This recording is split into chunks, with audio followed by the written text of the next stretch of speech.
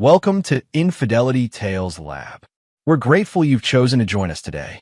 Tell us, which part of the world are you watching from? Big city? Small town? Country? We'd love to know. Now, let's dive into today's story. Chapter 1. Blueprint of Deception.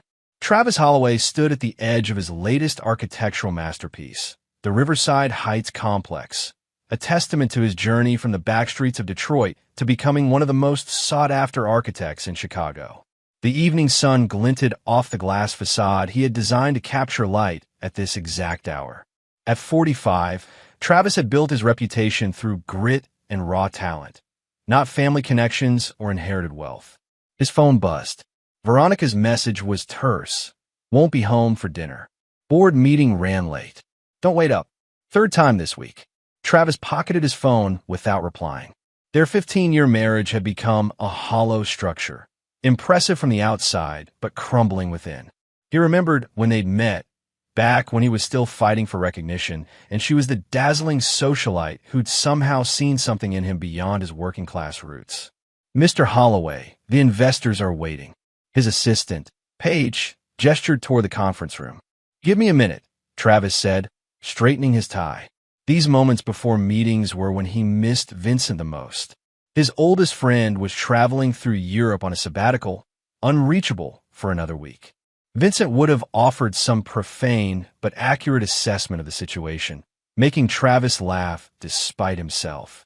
After securing the Riverside Heights deal, Travis drove home to their sprawling lakeside house, one he designed himself as a gift to Veronica for their 10th anniversary. The house he rarely felt welcome in anymore. He found Liam, his 17-year-old son, sprawled on the living room couch, expensive headphones clamped over his ears. Where's your sister? Travis asked after Liam reluctantly removed one earpiece. Out with Mom. Some charity thing. Liam barely looked up from his phone. Travis nodded, recognizing another lie.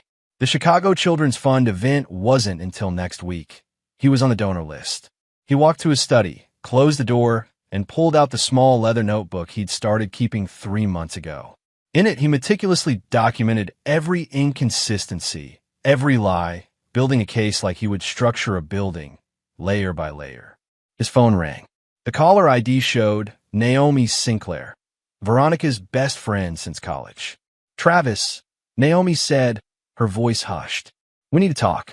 Not over the phone. I'm listening, Travis replied, already knowing what she might say. Tomorrow. Lakefront coffee. Noon. She hung up without waiting for confirmation. Travis stared at the phone. Naomi had been acting strangely at their last dinner party, watching Veronica with a mixture of disappointment and anger. He suspected Naomi's conscience was finally getting the better of her loyalty to Veronica. Later that night, Travis heard Veronica's key in the lock just after midnight. He remained in his study, pretending to work while monitoring the security system on his tablet. Another recent installation Veronica didn't know recorded to a private server. She stumbled slightly entering their bedroom, the scent of unfamiliar cologne trailing her.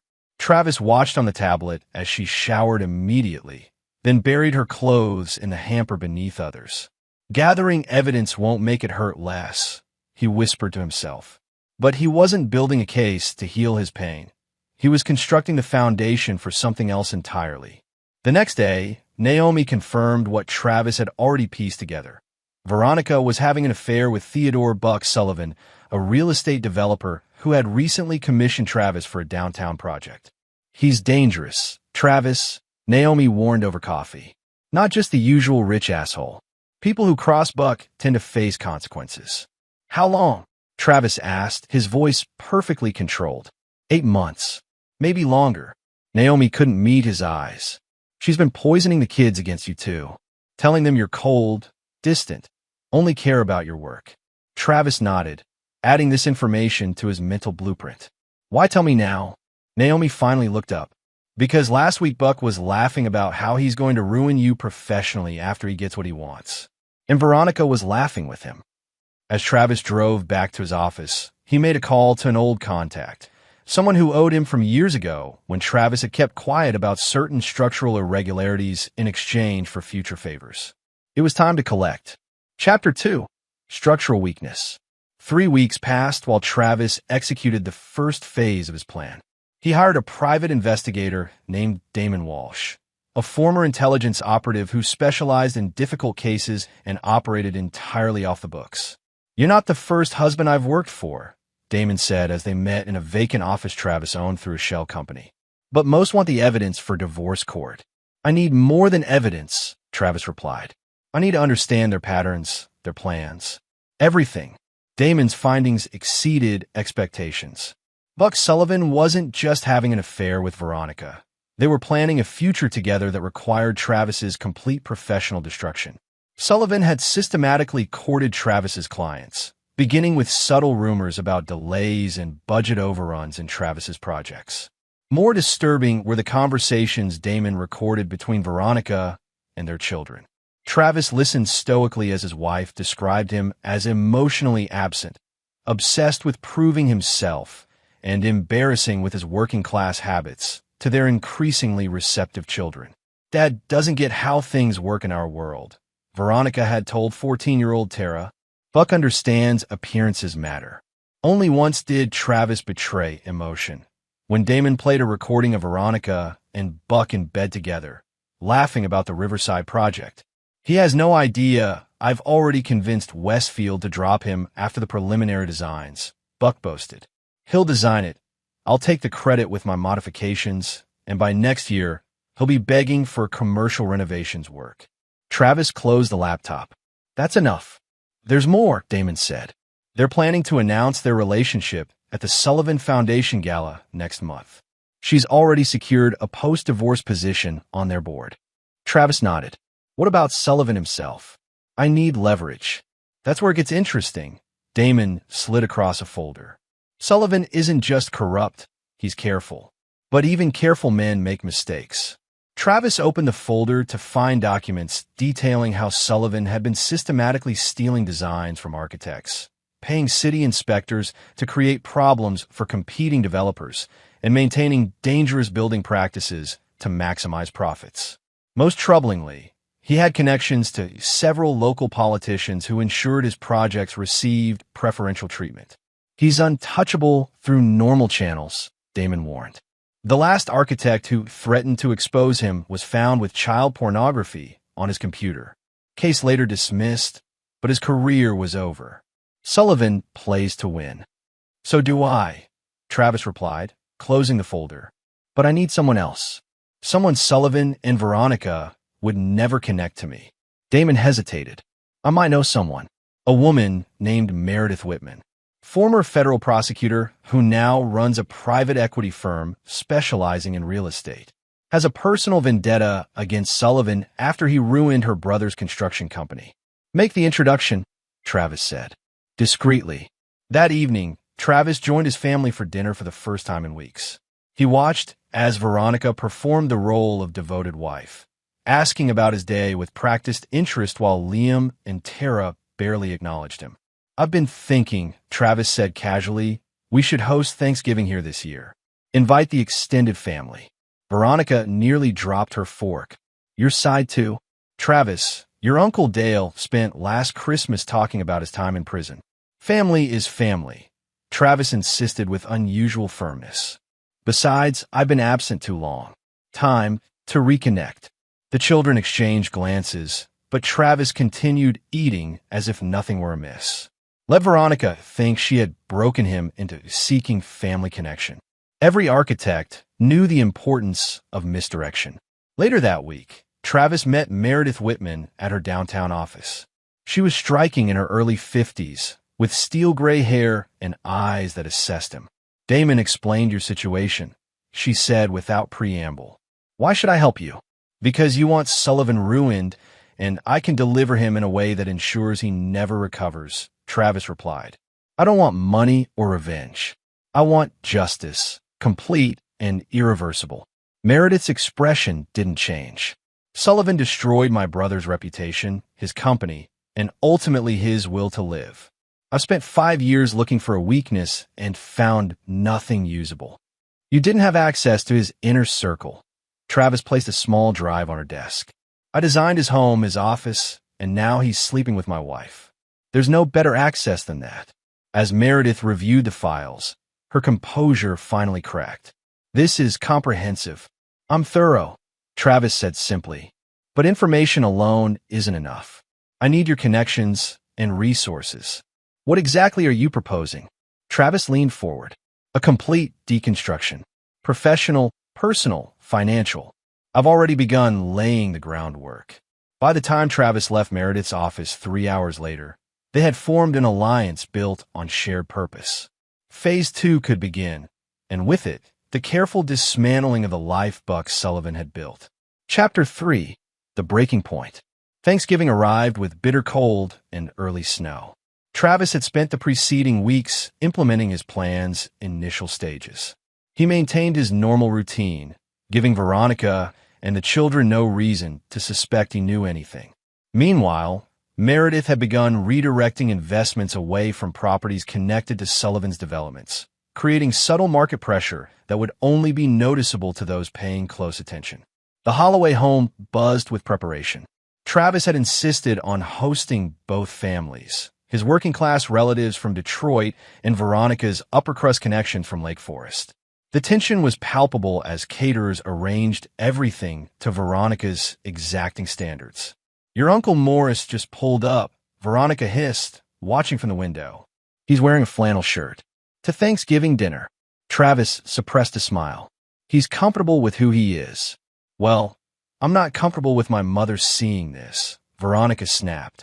"The Blackwells have hosted senators. Last year we had dinner with the governor. Yet here you are with the boy from Corktown," Travis remarked. "Funny how life works out." Veronica's face hardened. "Yes, funny." The dinner began cordially enough. Travis had seated himself at the head of the table, a position he rarely claimed in recent years. He watched as Veronica charmed his relatives while simultaneously exchanging knowing glances with her own family. The silent communication clear. These people are beneath us. Halfway through the main course, Travis excused himself to take a call from the office and slipped into his study. 3 minutes later, right on schedule, the doorbell rang. Travis heard Veronica answering, then a moment of confused silence. "Travis," Veronica called, her voice tight. "There's someone here for you." He returned to find Buck Sullivan standing in his foyer, holding a bottle of expensive bourbon and wearing an expression of calculated surprise. "Travis, didn't expect to find you home on a holiday," Buck said with practiced joviality. "Thought you'd be working on the Madison Avenue revisions." Travis extended his hand with a smile. "Buck, what a surprise. We're just having Thanksgiving dinner.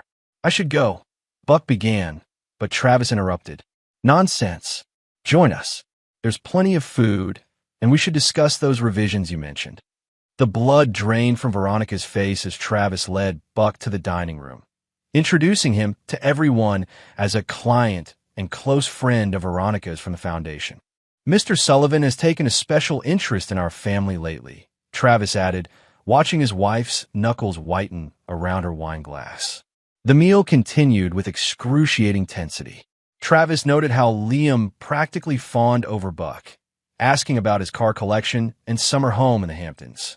Tara, more reserved, watched the adults with calculating eyes that reminded Travis of himself at that age, missing nothing. When dessert was served, Travis stood to make a toast, something so out of character that the table fell silent in surprise. "Family is everything," he began, raising his glass. "Blood relatives and chosen family alike. The foundations we build determine what structures can stand upon them." He looked directly at Veronica. "Some structures look solid, but are compromised from within. It takes an expert to recognize the signs before collapse." Buck shifted uncomfortably while Travis's Uncle Dale, the ex-con, eyed him with sudden interest. To foundations, Travis concluded, "May we all be aware of what we're really standing on." The atmosphere remained strained until Veronica's mother suggested they move to the living room for coffee. As the group migrated, Veronica pulled Travis aside. "What the hell are you doing?" she hissed. "Hosting Thanksgiving," Travis replied mildly. "Isn't that what you wanted? A husband who participates in family gatherings." Buck showing up was completely unexpected. "Was it?" Travis asked, his voice finally revealing a hint of steel. Interesting coincidence. Before she could respond, Veronica's father called her over to resolve some dispute about family photos. Travis retreated to help clear dishes, finding Tara already in the kitchen, pensively scraping plates. "You know, don't you?" she asked without looking up.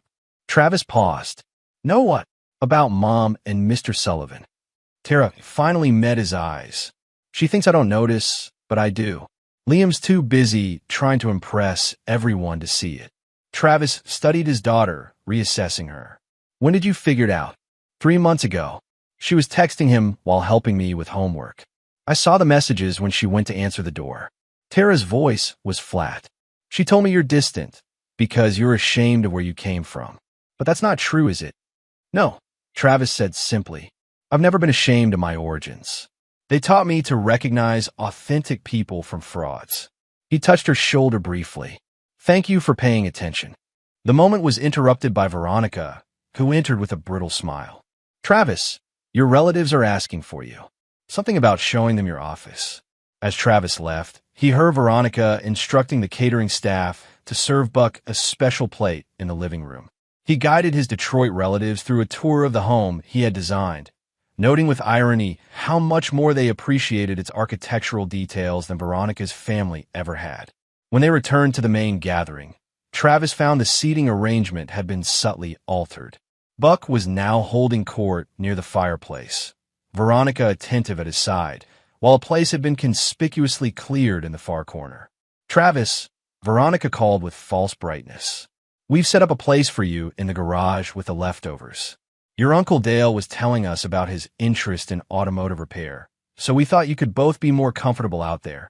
A sickening silence fell over the room. Even Veronica's mother looked embarrassed. "The garage?" Travis's cousin Bethany asked. "What the hell kind of way is that to treat your husband?" "It's fine," Travis said calmly. "Dale and I have a lot to catch up on." Dale, reading something in Travis's expression, stood up and clapped him on the shoulder. "Lead the way, nephew. Been wanting to pick your brain anyway." As they headed toward the garage, Tara suddenly stood. "I'm coming too." "Tara, sit down," Veronica ordered. "There's no need to." "I want to hear Uncle Dale's stories," Tara insisted. To everyone's surprise, Liam stood as well. "Yeah, me too." Travis felt a surge of unexpected emotion as his children followed him to the garage, where the catering staff had indeed set up a makeshift dining area among the tools and vehicles. "At Thanksgiving, they made me eat in the garage," Travis said conversationally to Dale as they sat down. "He's used to scraps," my wife said. Dale's weathered face darkened. "Wanting to have a word with her? Prison taught me some persuasive techniques." "No need," Travis replied, watching his children's reactions. "This is actually perfect." They sat in awkward silence for a few minutes, the children picking at the leftover turkey and stuffing. "Dad," Liam began, then stopped, seeming to struggle with what to say. "It's okay," Travis said. "I know about your mother and Buck." Tara glanced at her brother.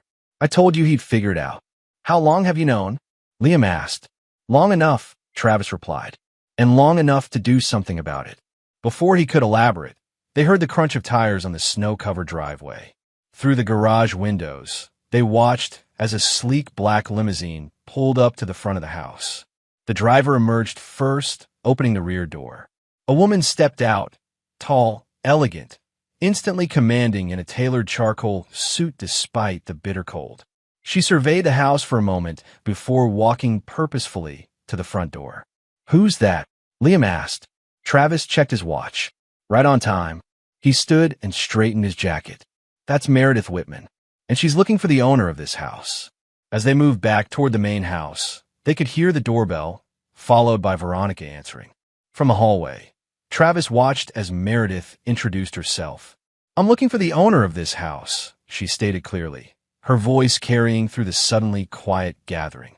Veronica's face tightened with territorial pride. "I'm Veronica Holloway. This is my home." Meredith's gaze swept over Veronica, then past her to where Buck sat frozen by the fireplace. "Actually," she said coolly, "I'm looking for Travis Holloway, the architect who designed this house, and who holds sole title to it." The blood drained from both Veronica and Buck's faces.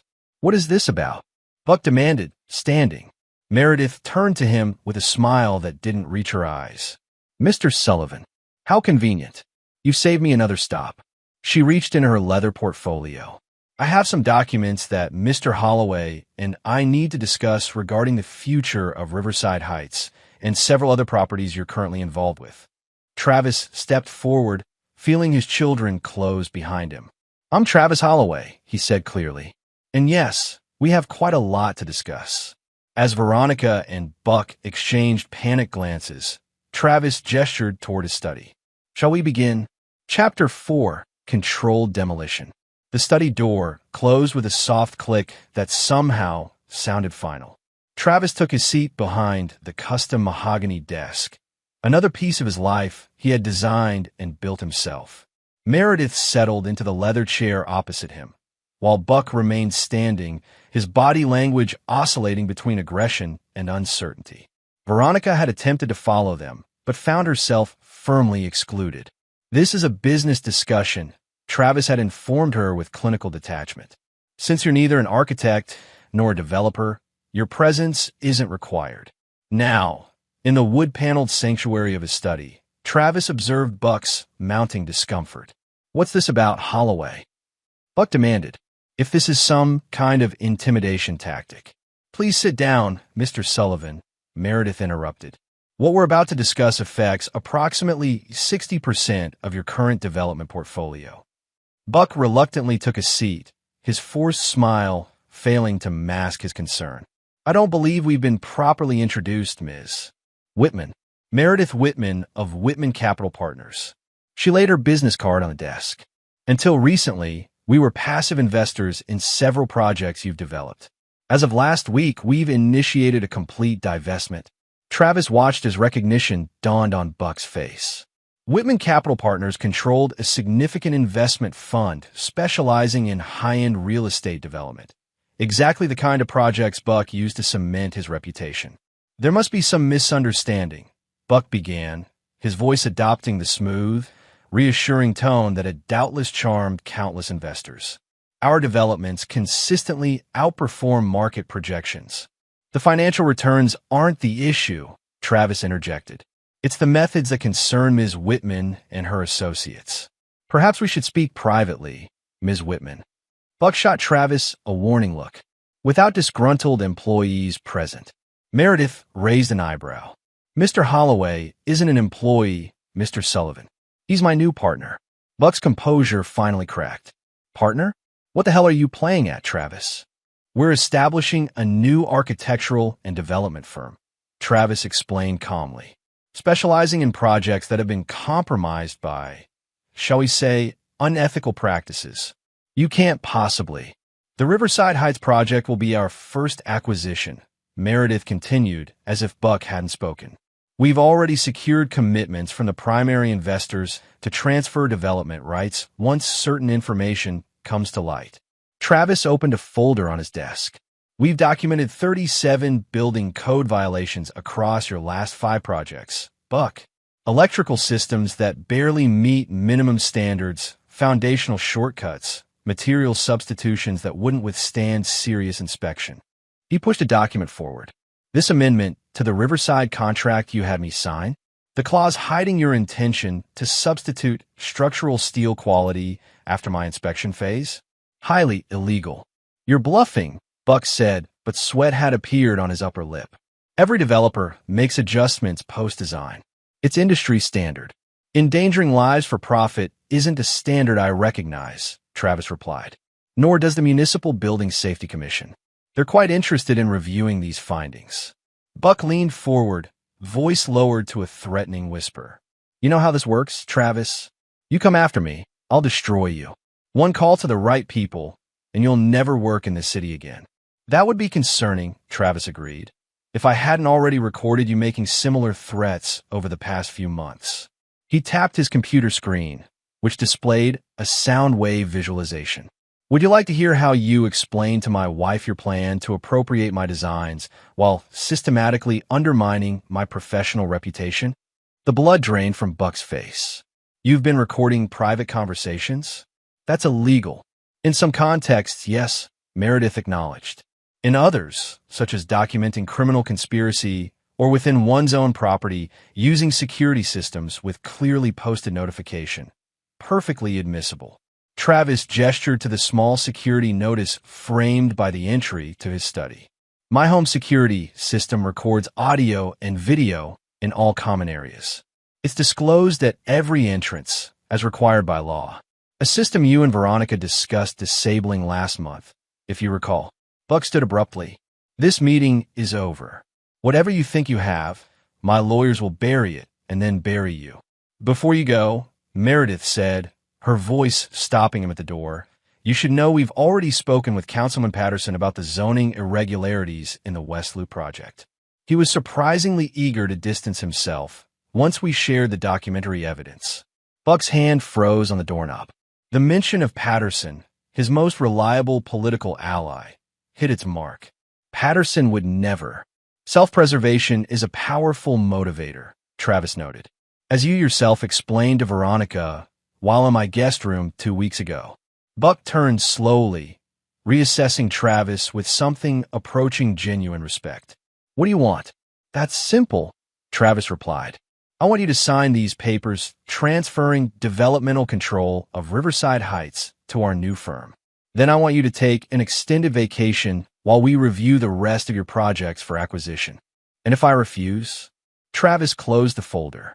Then tomorrow morning, the building commission receives our full report. The state's attorney gets the recording of you discussing how to circumvent safety inspections, and the investors receive documentation of how you've been systematically overcharging while delivering substandard structures. Buck's jaw worked silently as he calculated his options. Finally, he stepped back to the desk. Let me see these papers. As Buck reviewed the documents, his face grew increasingly pale. The agreement wasn't just a transfer of Riverside Heights. It was a compulsory purchase framework for his entire development company at a fraction of its value. This is highway robbery, he muttered. No, Travis corrected. This is consequence. You try to steal my work and my reputation while sleeping with my wife. Consider yourself fortunate we're offering any compensation at all. Buck's head snapped up. You know about. I know everything, Travis said quietly. Every meeting, every conversation, every plan you two made. After a long moment, Buck reached for the pen Meredith offered. His signature was shaky but legible on each page. You've just made a powerful enemy. Holloway, he said as he finished. Travis smiled thinly. No, I've just neutralized one. There's a difference. After Buck stormed out, Meredith gathered the signed documents. Phase 1 complete, she noted. He'll try to fight this, of course. Let him, Travis replied. The digitally notarized copies are already with our attorneys, and the recordings have been secured. By the time he regroups, the Riverside transfer will be complete. And your wife? Meredith asked carefully. Travis's expression hardened. That's phase 2. She doesn't know it yet, but she lost everything the moment she invited Buck Sullivan into my home. They emerged from the study to find the Thanksgiving gathering in disarray. Most guests had departed, leaving only Veronica, the children, and a few lingering relatives. Buck was nowhere to be seen. What did you do? Veronica demanded, her voice shrill. Buck left looking like he'd seen a ghost. We concluded some business, Travis replied mildly. Ms. Whitman, thank you for coming on such short notice. My children, Liam and Tara, the teenagers who had been watching from the hallway, stepped forward uncertainly. A pleasure, Meredith said, assessing them with genuine interest. Your father is an extraordinary architect and businessman. You should be very proud. Ms. Whitman has just helped me secure the largest project of my career, Travis explained. We'll be restructuring Riverside Heights with complete creative control. But that's Buck's project, Veronica protested. Not anymore, Travis replied. Now, if you'll excuse us, Ms. Whitman and I have further business to discuss. I'll be spending the night at my downtown apartment. Children, you're welcome to join me if you'd prefer. Tara immediately stepped toward her father. I'll get my overnight bag. Liam hesitated, looking between his parents before reluctantly moving to his sister's side. Yeah, me too. As the children went to gather their things, Veronica grabbed Travis's arm. You can't just take my children. Our children, Travis corrected, removing her hand, who are old enough to decide where they spend the night, especially after watching their mother banish their father to the garage during Thanksgiving dinner. That was a joke, Veronica insisted. You're overreacting. We both know it wasn't, Travis replied. Just as we both know where you've been spending your afternoons for the past 8 months. The color drained from Veronica's face. Travis, I can explain. Save it. He cut her off. The time for explanations has long passed. Now we move to consequences. Meredith watched this exchange with professional detachment before checking her watch. We should proceed if we're going to make the call with Tokyo, Travis. He nodded and turned to follow the children upstairs, leaving Veronica standing alone in the entryway, the wreckage of her carefully constructed life settling around her like dust after an implosion. Chapter 5. Foundation Removal. News of Buck Sullivan's sudden divestment from Riverside Heights sent shockwaves through Chicago's development community. Within days, rumors circulated about financial irregularities, structural concerns, and potential building code violations. Travis and Meredith's newly formed company, Holloway Whitman Partners, officially announced their acquisition of the troubled project to ensure its completion with the highest standards of safety and design integrity. Travis moved permanently to his downtown apartment, which quickly became headquarters for their expanding operations. Liam and Tara divided their time between their parents, though Tara increasingly chose to stay with her father while Liam remained torn between loyalties. 2 weeks after Thanksgiving, Travis sat across from his lawyer, signing the final documents. She's contesting everything, Philip Barnes informed him, sliding another form forward. The prenuptial agreement, the property divisions, even custody, although the children are nearly adults. As expected, Travis replied, signing his name with deliberate strokes. Has she found new representation yet? Third law firm this week, Philip confirmed. The first 2 withdrew when they reviewed the evidence packets you provided. Travis nodded. The packets contained meticulously documented evidence of Veronica's affair, her conspiracy with Buck to undermine Travis professionally, and most damagingly, her systematic manipulation of family finances, including several instances of forging Travis's signature to access his personal accounts. And the house? Travis asked. Given that you owned it prior to the marriage and maintained sole title, her claim is weak, especially considering the documentation showing she was planning to move out to live with Sullivan. Travis permitted himself a small smile. Veronica's text messages discussing which furniture to take from Travis's pretentious architectural showcase had been particularly useful. What about Sullivan? Any counterattacks yet? Philip shuffled his papers.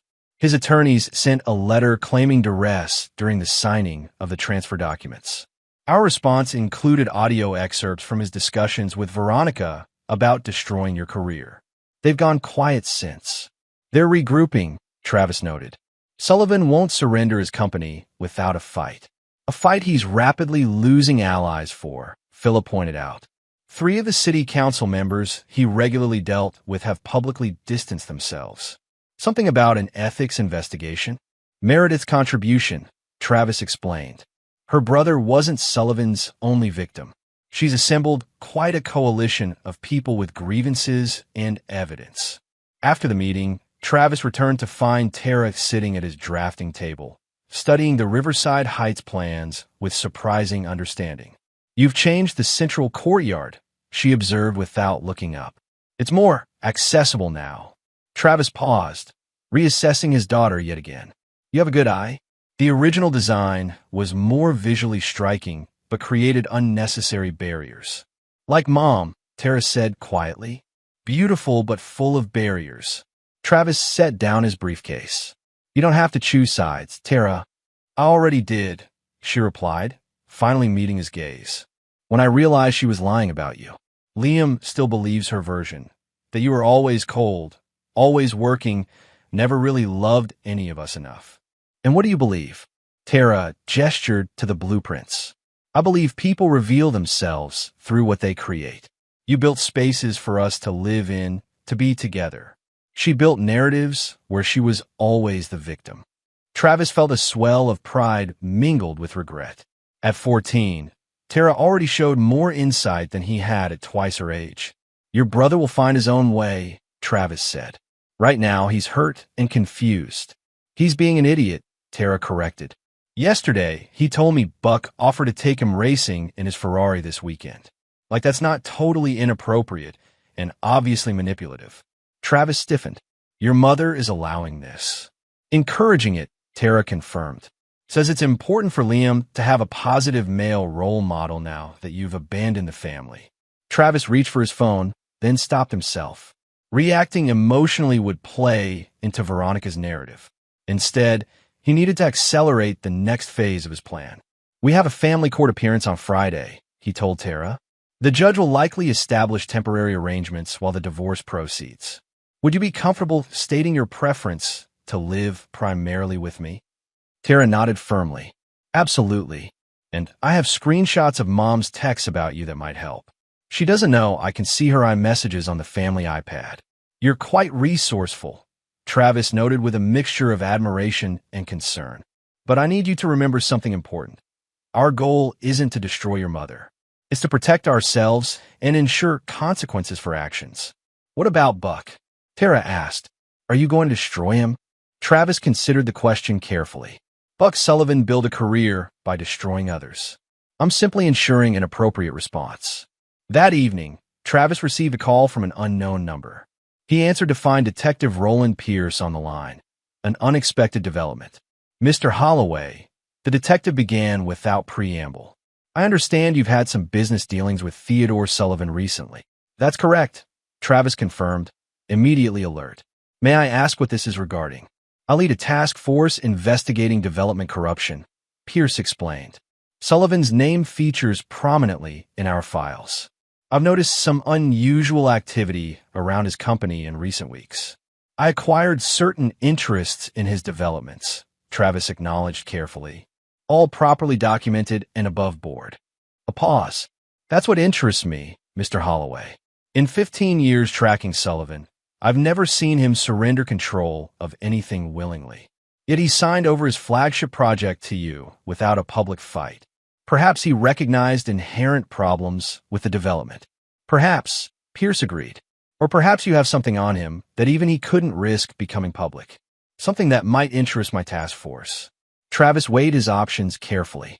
An alliance with law enforcement could provide additional leverage, but it would mean surrendering control of the timing and possibly limiting his options for dealing with Sullivan completely. I have documentation of certain building code violations, Travis offered, along with evidence suggesting systematic bribery of inspectors. Would that be relevant to your investigation?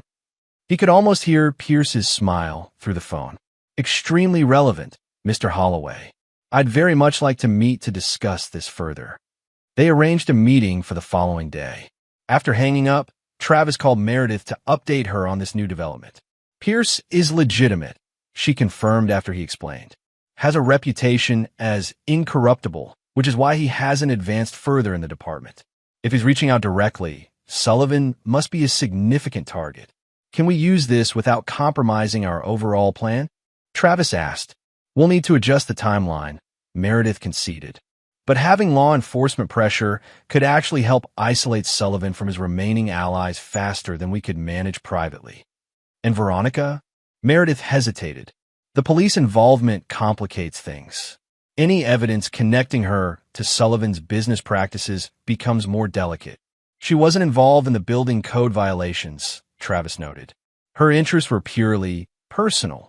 Then we proceed as planned for that aspect, Meredith decided.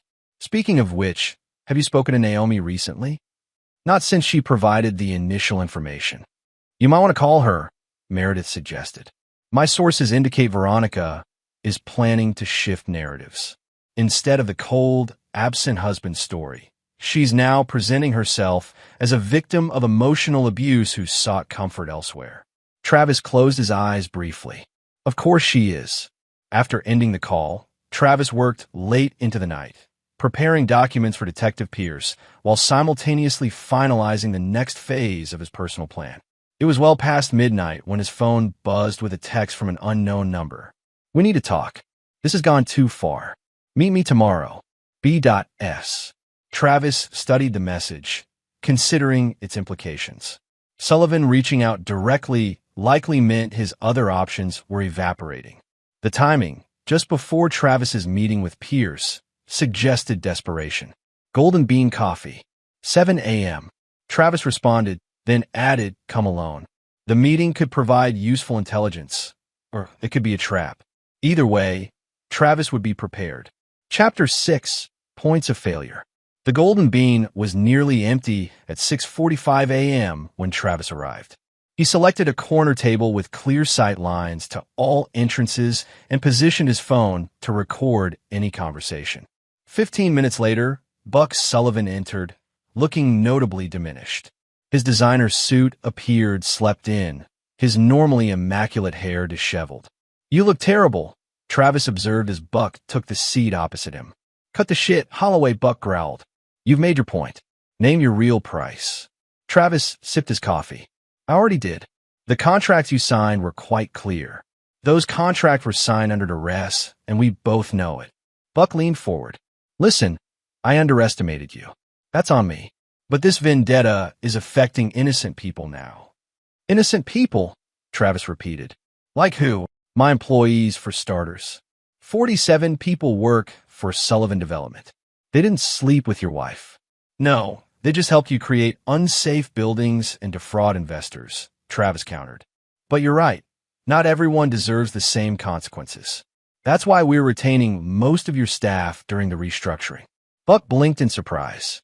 "Restructuring? You're actually going through with taking over my company?" "It's already done," Travis informed him.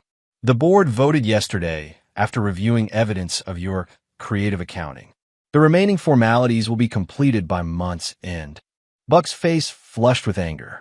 "This is about Veronica, isn't it?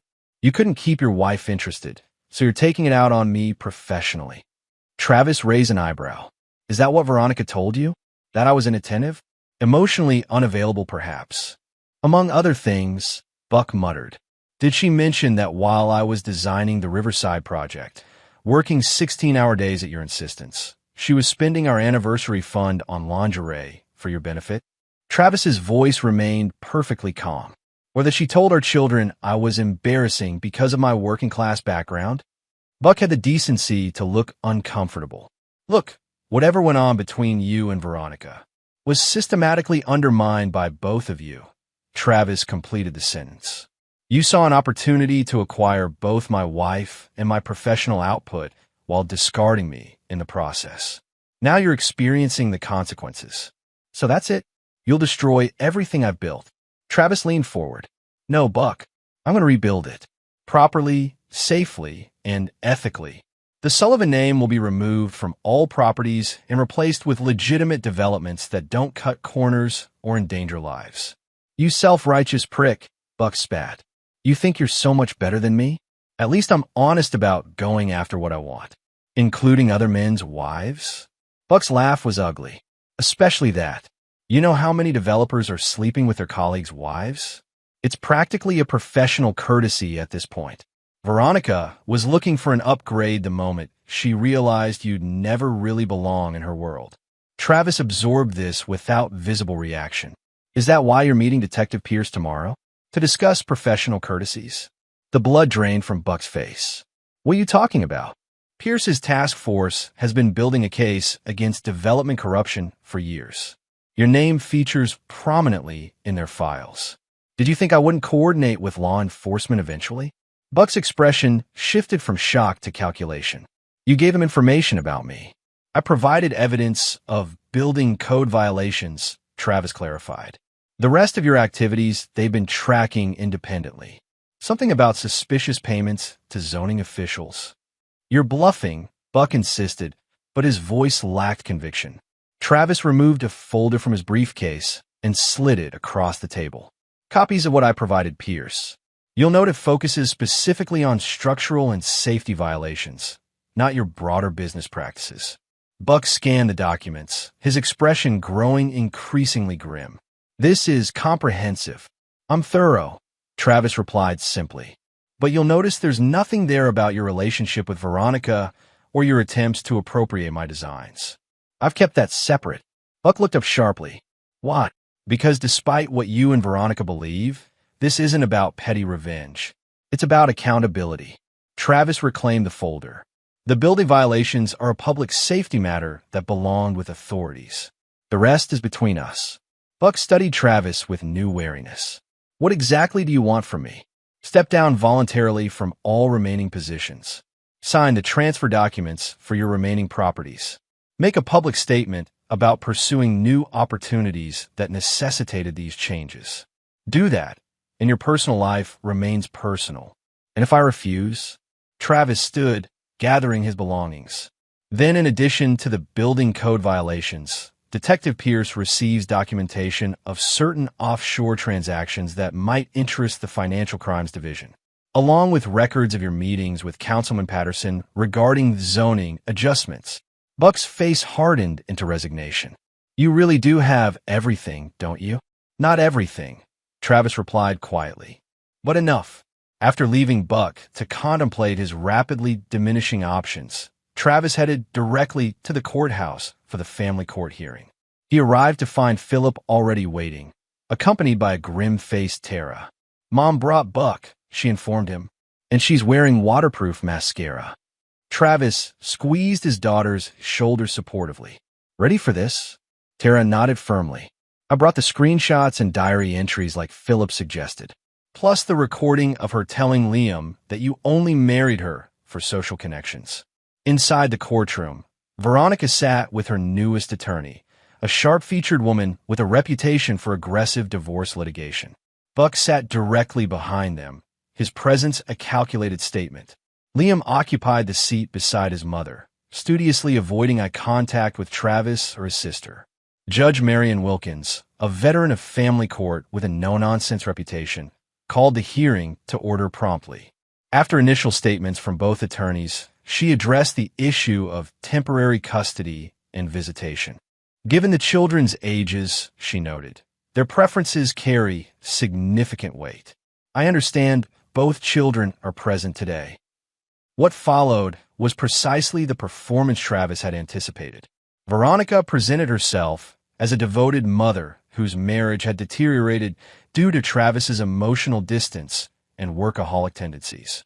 She described seeking emotional support, notably avoiding the word affair, only after years of neglect. When questioned directly, Liam reluctantly supported his mother's narrative, though his discomfort was evident. Dad was always working, he mumbled. Mom was the one who was actually there for us. Judge Wilkins then turned to Tara, who sat straight-backed and composed. And you, young lady, what's your perspective on these arrangements? My father has always been present in meaningful ways, Tara stated clearly. He designed spaces in our home specifically for family activities. He attended every school event when not traveling for work. He taught me architecture principles when I showed interest. She paused, then added, my mother told different stories depending on her audience. To her friends, my father was her brilliant husband. To us, he was distant and difficult. To Mr. Sullivan, he was an obstacle to be removed. Veronica gasped audibly. Tara, how can you say such things? Judge Wilkins raised a hand for silence. You have evidence supporting these assertions? Tara nodded and presented her folder of screenshots, diary entries, and recorded conversations. As the judge reviewed them, Veronica's attorney leaned over to whisper urgently in her client's ear. The temporary arrangements established by Judge Wilkins largely favor Travis.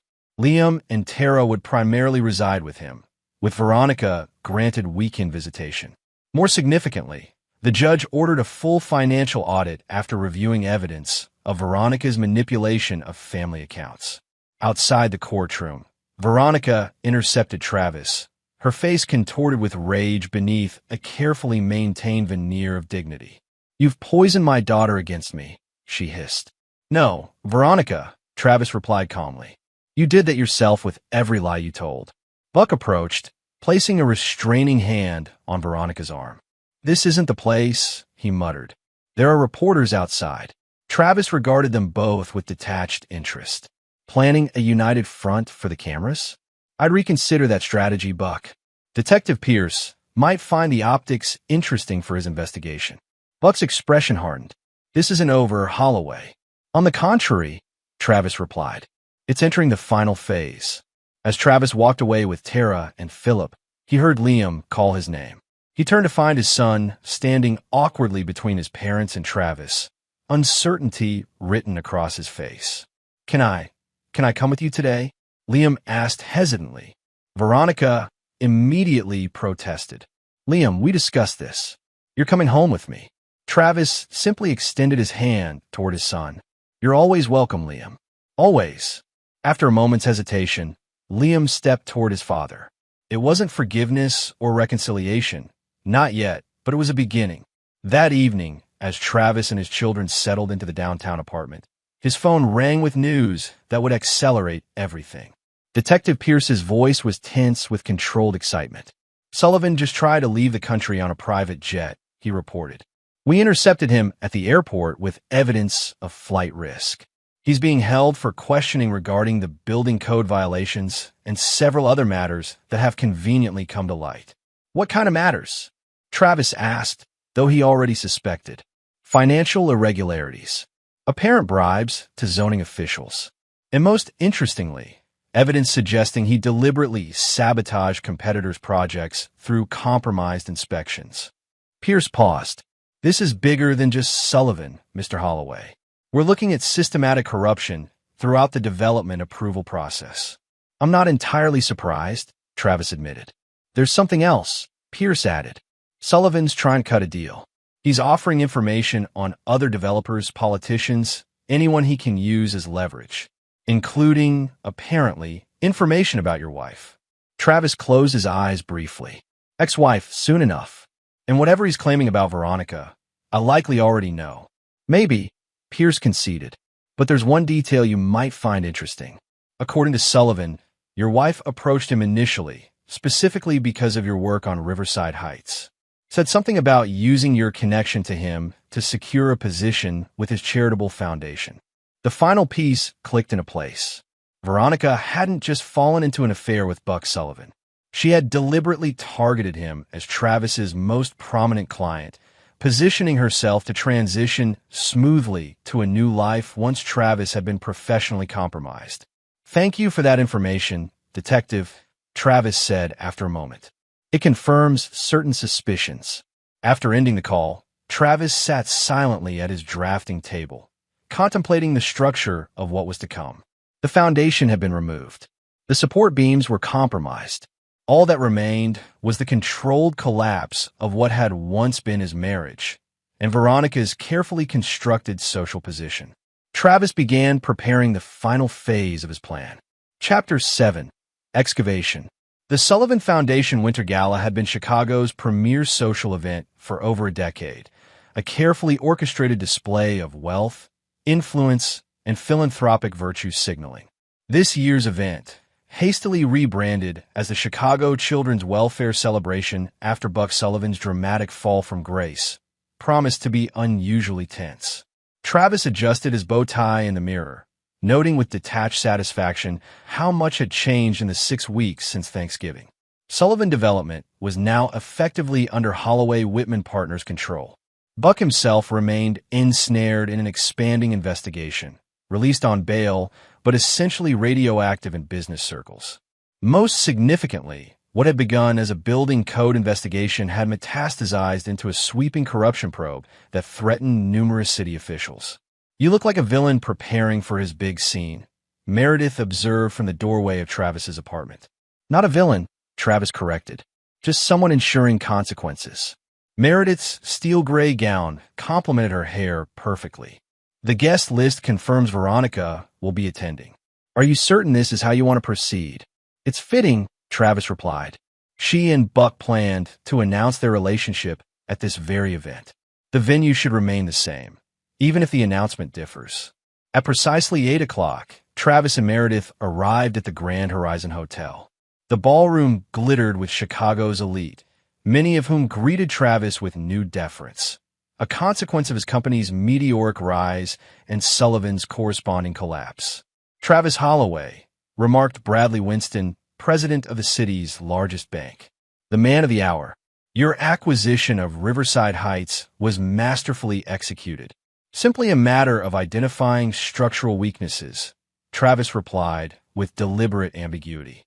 He spotted Veronica across the room, holding court among her social circle. She had maintained her position on the gala committee despite Buck's disgrace, leveraging family connections to distance herself from the scandal. Liam stood awkwardly at her side, uncomfortable in his tuxedo, but dutifully playing the role of supportive son. Tara, who had refused to attend with her mother, entered on the arm of Vincent Reeves, Travis's oldest friend who had returned from Europe to support him through the divorce. "Your ex-wife looks like she swallowed something sour," Vincent observed as he joined Travis by the bar. "The rumors about tonight must have reached her." "What rumors would those be?" Travis asked mildly. Vincent grinned. "That Holloway Whitman Partners is announcing a major new foundation, one that might overshadow certain other charitable endeavors." "People do love to speculate," Travis acknowledged. His phone buzzed with a text from Naomi. "She knows something's happening. Just tried pumping me for information. Ready when you are." The evening progressed through dinner with the practiced rhythm of such events: bland speeches, performative check presentations, and strategic networking. Throughout it all, Travis observed Veronica growing increasingly tense as she noted his comfortable interactions with Chicago's power brokers, many of whom had previously been her exclusive social territory. After the main course, Councilwoman Eleanor Hamilton approached the podium for what was ostensibly a routine civic recognition. Instead, she stunned the room by announcing her immediate resignation due to personal reasons, her voice barely steady as she referenced her cooperation with ongoing investigations into municipal governance. A ripple of shocked murmurs swept through the ballroom. Hamilton had been one of Buck Sullivan's strongest allies on the city council and a close friend of Veronica's family. "Did you know about this?" Meredith whispered. Travis nodded slightly. Detective Pierce mentioned additional developments were forthcoming. Hamilton must have decided to get ahead of the indictments. As coffee was served, the event chairman signaled for attention. "Ladies and gentlemen, we have an unscheduled announcement from Holloway Whitman Partners, our new platinum sponsor for this evening." Travis approached the podium with measured steps, aware of every eye in the room, particularly Veronica's shocked gaze. He had conspicuously avoided philanthropy throughout their marriage, allowing her to manage that aspect of their public image. "Good evening," he began. "Recent events have reminded us all that integrity in construction isn't merely a professional ideal. It's a matter of public safety and trust." He paused, allowing the pointed reference to Sullivan's building code violations to register. "Tonight, I'm pleased to announce the establishment of the Holloway Design Scholarship Program, which will provide full university funding for promising architectural students from disadvantaged backgrounds. This $20 million endowment will ensure that talent, not privilege, determines access to education and opportunity." The applause was enthusiastic, particularly from those who recognized the implicit contrast with Sullivan's more self-aggrandizing charity work. Travis continued, his voice steady. "Additionally, Holloway Whitman Partners will be establishing an independent building safety verification process for all new developments in Chicago, offered pro bono to ensure no financial barriers to implementation." As Travis outlined the details, he watched Veronica's expression shift from surprise to calculated assessment. She was already plotting how to position herself within these new initiatives, a predictable response he had anticipated and prepared for. After concluding his announcement to considerable acclaim, Travis navigated through congratulatory conversations until he reached Naomi, who stood strategically near Veronica's table. "Impressive speech," Naomi said loudly enough for Veronica to hear. "Especially the scholarship program. Such a contrast to foundation work that mainly serves to advance social standing." Veronica's composure finally cracked. "If you have something to say, Naomi, say it directly." "I believe I just did," Naomi replied coolly. "Though I'm surprised you're still claiming foundation expertise, considering recent revelations." "What revelations?" demanded one of Veronica's friends, instantly alert to potential gossip. Travis stepped forward. "I'm sure Naomi is referring to private matters. Private like your wife approaching Buck Sullivan with a proposition before you were even assigned to the Riverside project?" Naomi asked with false innocence. Or private, like her explaining to the Sullivan Foundation Board that she could deliver her architect husband's services at discounted rates in exchange for a director position? The blood drained from Veronica's face. That's a malicious lie. Is it? Travis asked quietly. Because the Sullivan Foundation Board minutes document your presentation quite thoroughly, as does Buck's sworn statement to Detective Pierce. Veronica's friends drew back slightly, social instincts instantly alert to the shifting dynamics. Travis, Veronica began, her voice taking on the wounded tone she had perfected. You can't possibly believe. What I believe is immaterial, Travis interrupted. The documentation exists. Your initial approach to Sullivan predated our marriage difficulties by nearly a year. You didn't fall into an affair because I was distant. You orchestrated a professional connection with the specific intent of securing your next position. The silence that fell over their immediate vicinity was deafening. In social circles where appearances were paramount, the calculation behind Veronica's actions was far more damning than the affair itself. Mom, Liam's voice was small and confused. Is that true? Veronica turned to her son, desperation creeping into her expression. Liam, you know your father's just bitter about. The board minutes, Liam interrupted. Are they real?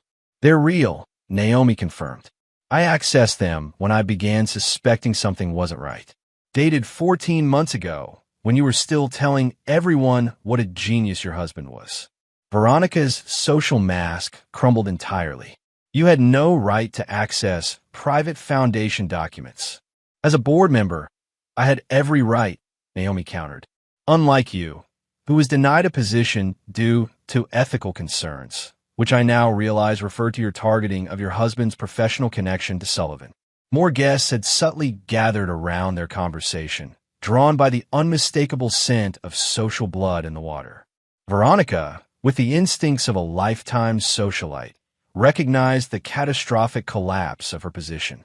This is hardly the venue for such discussions, she attempted, reaching for dignity. Interesting, Travis noted. That's precisely what Buck said at the courthouse. Yet you both selected this very event to announce your relationship originally, before certain complications arose. The final blow came from an unexpected quarter. Mrs. Abernathy, the elderly doyen of Chicago society whose approval Veronica had courted for years, spoke up from nearby. I must say, Veronica, this lacks a certain grace. Calculated affairs are one thing. We're all adults here. But leveraging one's husband professionally while simultaneously undermining him, it suggests a troubling character. The social execution was swift and merciless. Within minutes, Veronica found herself subtly isolated, her usual allies making excuses to circulate elsewhere. Liam, shocked and confused, stood apart from both parents, processing this new understanding of his mother's actions. Travis approached his son, speaking quietly. You don't have to choose sides tonight, Liam. Take time to think. Liam looked up, his expression pained. All this time, she said you were the one who changed, that your success made you cold. People often project their own failings onto others, Travis observed, your mother included. As Veronica attempted to salvage her dignity by gathering her things to leave, Travis felt a surprising absence of triumph. The orchestrated social destruction of his wife had been meticulously planned and perfectly executed, yet the victory felt hollow compared to the pain evident in his son's eyes. Meredith joined him as Veronica made her exit, followed by a few remaining loyalists. Perfectly executed, she murmured, though I know you didn't reveal everything. Some consequences are best delivered privately, Travis replied, watching as Naomi discreetly handed envelopes to several influential board members, containing evidence of Veronica's attempts to divert charitable funds for personal use, another discovery from Damon's thorough investigation. By morning, Veronica Holloway would be quietly removed from every charitable board and social committee she had spent years cultivating. Her carefully constructed identity as a philanthropic force would be systematically dismantled, not through public scandal, but through the more devastating mechanism of private consensus among Chicago's elite. As the gala wound down, Travis collected Tara and prepared to leave. Liam approached tentatively. "Can I come home with you tonight?" he asked, echoing his question from the courthouse weeks earlier. "Of course," Travis replied. "Your room is always ready." The three Holloways departed together, leaving behind the wreckage of Veronica's social standing, a demolition as precise and controlled as any Travis had ever designed. Chapter 8. Reinforcement. 3 months after the gala, Travis sat in Judge Wilkins' courtroom for the final divorce hearing. The proceedings had accelerated dramatically following Buck Sullivan's plea agreement with the district attorney's office, which had included sworn testimony about Veronica's premeditated approach to Sullivan and her active participation in plans to undermine Travis professionally. The financial audit had uncovered Veronica's systematic misappropriation of funds from joint accounts, including several instances of forged signatures. Combined with the ironclad prenuptial agreement Travis had insisted upon, a document Veronica had signed willingly, believing she would never need to contest it, the outcome was never in serious doubt. The court finds the prenuptial agreement valid and enforceable, Judge Wilkins announced. Additionally, given the documented financial improprieties, Mrs. Holloway's claims to additional assets are denied. Veronica sat stiffly beside her newest attorney, her expression frozen in dignified outrage. The past months had seen her social and financial position erode with stunning speed. Removed from charitable boards, excluded from social events, and now facing the loss of the financial security she had taken for granted. Regarding the family residence, the judge continued, as Mr. Holloway maintained sole title and the property was specifically excluded in the prenuptial agreement. Ownership remains with him exclusively. Mrs. Holloway is granted 30 days to remove her personal belongings. Travis listened impassively. The house meant nothing to him now. He had already engaged an architect to design a new home for himself and the children, incorporating elements they had collectively selected. He planned to sell the existing property once Veronica vacated. Finally, regarding custody of the minor children, Judge Wilkins reviewed her notes. Given their ages and clearly stated preferences, primary residence is awarded to Mr. Holloway, with standard visitation rights for Mrs. Holloway. The judge fixed Veronica with a stern gaze. "I must note that the court takes a dim view of parental alienation attempts, Mrs. Holloway. The documented evidence of your systematic undermining of the children's relationship with their father will be considered should any future custody disputes arise." After the judge finalized the divorce decree, Travis remained seated while Veronica swept out, trailed by her increasingly beleaguered attorney. The contrast between her current circumstances and the life she had envisioned with Buck Sullivan could hardly have been more stark. Sullivan himself was awaiting sentencing on multiple fraud charges, his empire dismantled, his reputation destroyed. Outside the courthouse, Philip offered congratulations on the favorable ruling. A complete victory, as expected, though I must say, her attorney seemed surprisingly unprepared. Her fourth in as many months, Travis noted. The previous 3 withdrew after reviewing the evidence. This one took the case last week out of desperation. "What now?" Philip asked.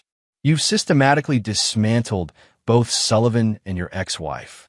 Mission accomplished, I would say." Travis considered the question. "Not quite. There's one remaining matter." That evening, Travis invited Liam and Tara to the downtown apartment for dinner.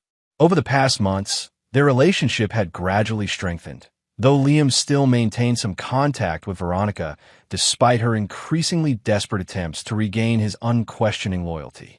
"The divorce is final," Travis informed them as they gathered in the living room afterward. "I want to discuss next steps with both of you." Tara, now 15, had blossomed during these months, her natural intelligence finding expression in a growing interest in design. "Does this mean we're selling the house?" she asked. "Yes," Travis confirmed. "I've commissioned a new home design based on elements we've all discussed. Construction begins next month on the lakefront property." Liam, less comfortable with direct conversation, examined the preliminary sketches Travis had laid out. "These look really thoughtful," he admitted. "The music studio especially. You mentioned wanting space for your band," Travis explained. I took that seriously. A moment of awkward silence fell before Liam spoke again. Dad, I need to ask something. Are you ever going to forgive Mom? Travis studied his son's face, recognizing the complex emotions beneath the question. Forgiveness isn't really the issue, Liam. Your mother made calculated decisions that hurt this family. She's experiencing the natural consequences of those choices. But she's suffering, Liam insisted. She called me crying yesterday because her credit cards were declined. All her friends have abandoned her. Those aren't friends, Tara interjected. They're social climbers who followed her when it was advantageous and dropped her when it wasn't. She's still our mother, Liam argued. Travis leaned forward. Liam, listen carefully. Your mother isn't destitute. The divorce settlement included a reasonable cash payment and ongoing support. If she's experiencing financial difficulties, it's because she's continuing to live beyond sustainable means. But nothing, Travis said firmly. I haven't pursued criminal charges for the forged signatures or financial misappropriation. I haven't publicly exposed her manipulation of charitable funds. Those were choices I made to minimize impact on you and your sister. But I won't artificially support the lifestyle she built while planning my professional destruction. Liam fell silent, absorbing this. And Buck, he finally asked. Mom says you're the reason he's facing prison time. Buck Sullivan is facing prison because he consistently violated building codes, creating unsafe structures for profit, Travis corrected. He additionally engaged in bribery, fraud, and witness intimidation. Those are his actions, not mine. Tara touched her brother's arm. Liam, I know you liked him, but he was using you to hurt Dad. Those offers to take you racing in his Ferrari? Always time when Dad had important meetings, forcing him to choose between his work and stopping you from being with someone dangerous. Liam's expression suggested this perspective hadn't occurred to him. I didn't realize. Manipulation rarely announces itself, Travis observed. That's what makes it effective. The conversation shifted to more immediate concerns, school, activities, plans for the summer. As the evening concluded, Travis presented each child with a small box. What's this? Tara asked, opening hers to reveal a polished brass key. Keys to the apartment, Travis explained. I've established separate living trusts for each of you, with this property as the primary asset. Regardless of what happens in the future, you'll always have a secure home. Liam stared at his key with uncharacteristic emotion. You're giving us the apartment? But it's your home. I'm building a new home, Travis reminded him. This ensures you both have independence and security that can't be compromised by anyone, including me. It was the reassurance Liam needed most, proof that Travis's actions weren't about control or manipulation, but about creating genuine security for his children. For the first time since the divorce began, Liam initiated a hug with his father. Thank you, he said simply. After the children departed, Tara to a school friend's home, Liam reluctantly returning to spend the weekend with Veronica, Travis received an unexpected call from Detective Pierce. Sullivan's sentencing is next week, Pierce informed him. His attorney is making a last-ditch effort to reduce his prison time. They're suggesting that you orchestrated his downfall out of personal vengeance. An interesting theory, Travis responded neutrally. Though it doesn't explain the building code violations documented years before I became involved. No, Pierce agreed. But I thought you should know they're trying to drag your ex-wife into it, claiming she was somehow coerced or manipulated into her relationship with Sullivan. Travis almost laughed. That contradicts Sullivan's own sworn testimony about Veronica approaching him first. Desperate men try desperate strategies, Pierce noted. In any case, the DA isn't concerned. The evidence is overwhelming regardless of motivation. After ending the call, Travis poured himself a rare glass of whiskey and stood at the window overlooking the city he had helped shape through his architecture. The systematic dismantling of Buck Sullivan and Veronica had unfolded exactly as designed, each element failing precisely when and how Travis had intended. Yet the victory brought less satisfaction than he had anticipated. Not because he regretted his actions. Travis Holloway was not a man given to regret, but because the process had revealed how hollow their betrayal had been from the start. Sullivan, for all his apparent power, had built his empire on fraudulent practices and bribery. Veronica had constructed her social identity through calculated performance rather than genuine connection. Neither had been worthy opponents. Neither had truly understood what they were dismantling when they targeted Travis's life and work. His phone buzzed with a text from Meredith. Sullivan's lawyer reached out, offering information in exchange for support at sentencing. Interesting? Travis considered briefly before responding. No deals. Let the process complete as designed. Some structures, once revealed as fundamentally compromised, couldn't be salvaged. They could only be demolished completely to make way for something new. Chapter 9. New Construction. 2 years after the Thanksgiving that had marked the beginning of the end, Travis stood on the terrace of his newly completed lakefront home. The structure embodied his architectural philosophy.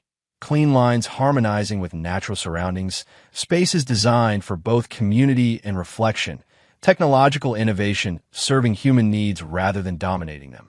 "It's really something, Dad," Terrace said, joining him at the railing.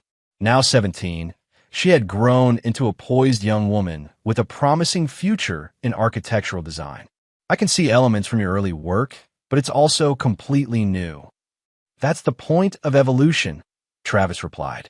"Incorporate what works while discarding what doesn't." The house was hosting its first major gathering, a combination housewarming and celebration of Holloway Whitman Partners' completion of the reimagined Riverside Heights, now recognized as the most innovative mixed-use development in the city.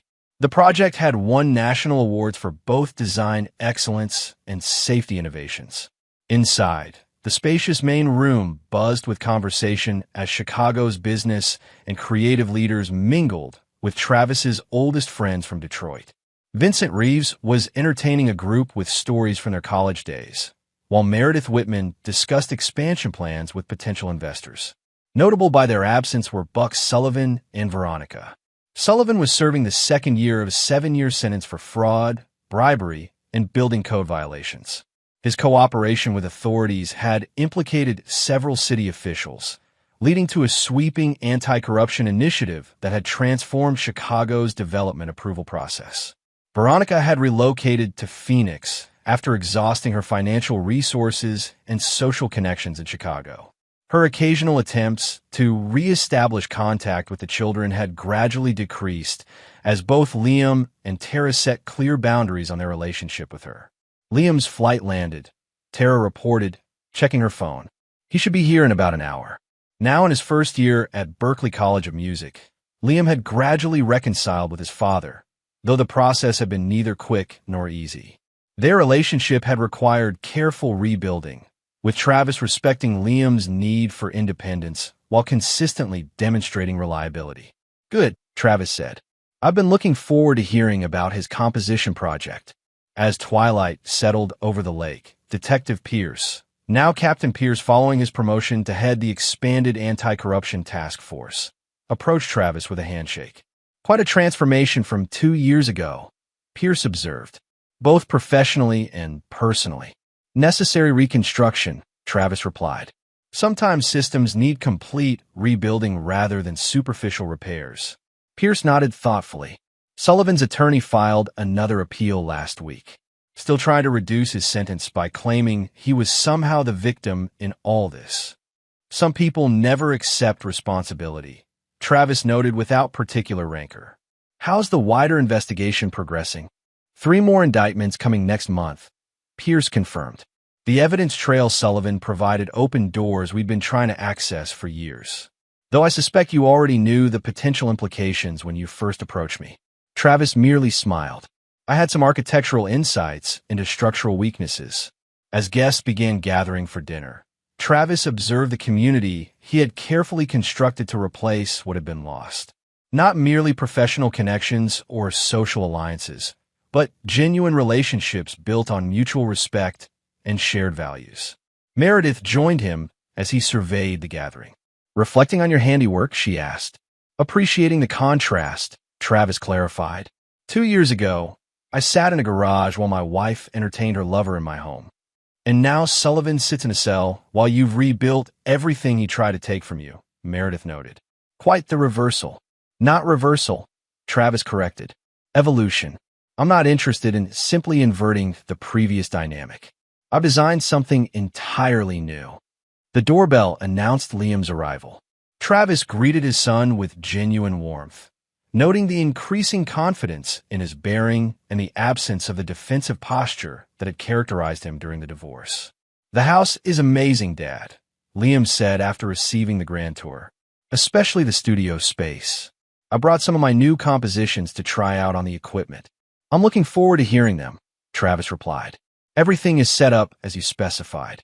As dinner was served in the expansive dining room overlooking the illuminated Chicago skyline, Vincent proposed toast. To Travis Holloway, he announced, raising his glass. A man who builds structures that last, in architecture and in life. The guests applauded appreciatively, unaware of the precise significance of the toast to those who had witnessed the systematic dismantling and rebuilding of Travis's life. Later that evening, as the gathering wound down, Liam approached his father with uncharacteristic hesitation. I got an email from Mom yesterday, he said quietly. She wants to come visit during spring break. Says she's changed. Travis considered his response carefully. That's your decision, Liam. You're an adult now. What would you do? Liam pressed. Would you forgive her? After everything? Travis gazed out at the lake, its surface reflecting the city lights. Forgiveness isn't relevant to my decisions anymore. I don't waste energy on resentment, but I don't forget lessons learned either. So that's a no, Liam concluded. That's a recognition that some bridges, once burned, can't be rebuilt, Travis clarified. Your mother made consistent choices that revealed her character. I have no interest in reestablishing any connection. But your relationship with her is separate from mine. Liam nodded slowly. I told her I wasn't ready. That may be someday, but not now. He paused. Was that the right call? There's no universally right answer, Travis replied. Only the one that honors your own boundaries and well-being. As the last guest departed, Travis found himself on the terrace with Tara, who had been observing the interactions with her characteristic perceptiveness. You never really told us the whole story, did you? She asked. About how you managed to trap Buck and Mom so completely. Travis studied his daughter's intelligent face. Would knowing the details change anything meaningful for you? Tara considered this. No, she admitted, but I've always wondered if there was a moment when you could have chosen differently, when you could have forgiven them. There are many such moments, Travis acknowledged. But forgiveness isn't always the appropriate response to calculated betrayal. Some actions reveal essential character. Tara, your mother and Buck showed me exactly who they were. I simply ensured appropriate consequences. And never looked back, Tara added. No, Travis agreed. Never looked back. As night settled completely over the lake, Travis surveyed the home he had designed. Not merely its physical structure, but the life it contained. He had rebuilt everything Buck and Veronica had attempted to destroy, creating something stronger and more authentic than what had existed before. In architecture, as in life, the strongest structures were those built with integrity throughout. No hidden compromises, no weakened supports, no false facades. Travis Holloway had applied that principle relentlessly, both to the buildings he created and to the personal reckoning he had orchestrated. Some would call it revenge. Travis considered it appropriate reconstruction, the necessary response to those who had revealed themselves as fundamentally compromised. He had never wavered, never forgiven, never forgotten. And he never would. And there you have it. Another story comes to an end. What did you think? I'd love to hear your thoughts in the comments below. If you enjoy this story, consider joining our community by subscribing. It means the world to us. For more stories like this one, check out the recommended videos on screen.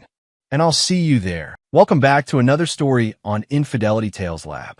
Before we begin, tell us, where in the world are you watching from? Now, let's dive into today's story. Chapter 1. The Foundation of Steel. Warren Page stood in his office on the 32nd floor, overlooking the bustling streets of downtown Chicago. At 45, he commanded respect wherever he walked. His private security firm, Apex Protection Services, was built from nothing but sweat, blood, and an unforgiving determination that had earned him millions. Warren never forgot a favor, and he never forgave a betrayal. The scar running from his left temple to his jawline told stories of his time in Army Special Forces, where he'd learned that mercy was a luxury that got good men killed. Those lessons served him well in the civilian world, where corporate executives and politicians paid handsomely for his protection services and his silence. "Mr. Page, your wife called," his assistant announced through the intercom. "She wanted to remind you about dinner with the Bentleys tonight." Warren's jaw tightened almost imperceptibly. Felix Bentley, the smooth-talking investment banker who'd recently moved to Chicago from New York. Something about the man set Warren's instincts on edge. The way Felix's eyes lingered too long on Stacy. The nervous laughter that escaped his wife whenever Felix was mentioned. Stacy Page, name Morgan, had been the belle of Northwestern University when Warren met her 22 years ago. Beautiful, intelligent, and ambitious, she'd been the perfect partner for a man building an empire. Their marriage had produced Preston, now 20, a brilliant young man studying cybersecurity at MIT. But Warren had noticed changes in Stacy over the past year. Late nights at her art gallery, expensive gifts she claimed were from grateful clients, and a distance in her eyes that hadn't been there before. Warren Page hadn't survived 3 tours in Afghanistan and built a multi-million-dollar business by ignoring his instincts. That evening, the Bentley dinner proved everything Warren suspected. Felix Bentley was tall, silver-haired, and possessed the kind of practiced charm that made Warren's skin crawl. His wife, Marlene Bentley, seemed nervous and distracted, while Felix's attention focused entirely on Stacy. "Warren, I've heard incredible things about your security work," Felix said, swirling his wine. "I'm actually looking into personal protection services myself. Perhaps we could discuss business?" "Perhaps," Warren replied coldly, noting how Felix's hand briefly touched Stacy's arm when passing the salt. The conversation continued, but Warren was calculating. Every glance between his wife and Felix, every nervous giggle from Stacy, every casual touch, it all painted a picture that made Warren's blood simmer with controlled rage. After dinner, driving home in silence, Stacy finally spoke. "Felix seems nice, doesn't he? Marlene was telling me how successful his firm has been." Warren responded, his hands gripping the steering wheel. In the reflection of the side mirror, he caught Stacy quickly tucking her phone away, a guilty flush on her cheeks. That night, Warren lay in bed listening to Stacy's breathing, planning his next moves. He'd survived by being 3 steps ahead of his enemies, and now it seemed his greatest enemy shared his bed. Chapter 2. The Hunt Begins. Warren's investigation began with military precision. He installed tracking software on Stacy's phone, placed surveillance cameras in strategic locations around their home, and assigned his most trusted operative, Mike Gregg, to conduct discreet surveillance on both Stacy and Felix. The evidence mounted quickly. Afternoon meetings at the Ritz-Carlton, intimate dinners at restaurants across town, long drives to Felix's lakeside cabin. Warren watched the surveillance footage with the same detached professionalism he'd once used to identify enemy targets. "Boss, you need to see this," Mike said, entering Warren's office with a tablet. The video showed Stacy and Felix in a passionate embrace outside the cabin, Felix's hands tangled in her hair as they kissed with desperate hunger. Warren's expression never changed, but Mike noticed his boss's knuckles had gone white where they gripped the desk edge. "How long?" Warren asked quietly. "Near as we can tell, about 8 months. Started right after Bentley moved to town." 8 months. Warren calculated the timeline. The expensive jewelry, the mysterious business trips, the cold distance in their bed. His wife had been playing him for 8 months. "There's more, boss. Bentley's got some interesting connections. The guy's not just a banker. Our contact at the bureau says there are whispers about money laundering, connections to some unsavory characters from his New York days." Warren nodded slowly. Felix Bentley wasn't just stealing his wife. He was a criminal. That changed the equation entirely. "Keep watching them. I want to know everything." where they go, what they discuss, who they meet. And Mike, start looking into Bentley's business partners. If he's dirty, I want to know how dirty. That evening, Warren sat in his study, a glass of bourbon untouched on his desk. His phone buzzed with a text from Preston. Dad, flying home this weekend. Got something important to discuss. Warren smiled grimly. Preston had inherited his father's intelligence and his mother's beauty, but most importantly, he'd inherited Warren's loyalty to family. The boy would need to know what was coming. As if summoned by his thoughts, Stacy appeared in the doorway, wearing a silk nightgown that had once driven Warren wild. You've been distant lately, she said, moving closer. Is everything all right with the business? Warren studied his wife's face, the face he'd once loved more than life itself. Now he saw only deception in her green eyes, manipulation in her practiced smile. Everything's fine, he lied smoothly. Just some new contracts requiring extra attention. Stacy approached his chair, her hand resting on his shoulder. You were too hard, Warren. Maybe we should take a vacation, just the two of us. The irony wasn't lost on him. His cheating wife suggesting they spend time together while she was planning her next rendezvous with her lover. Maybe, Warren replied, placing his hand over hers. After I finish this current project. That night, as Stacy slept beside him, Warren stared at the ceiling, planning. He'd built his empire on the principle that betrayal demanded consequences. Stacy and Felix had chosen their path. Now Warren would choose theirs. Chapter 3. The Perfect Storm. Preston Page returned home that Friday with news that would change everything.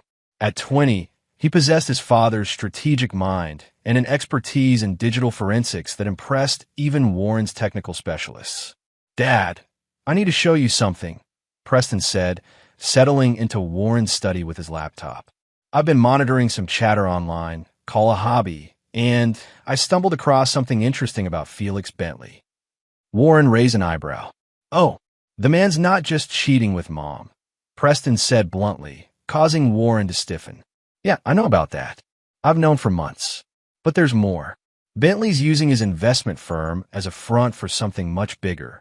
Preston's fingers flew across the keyboard, bringing up encrypted communications, financial records, and surveillance photos.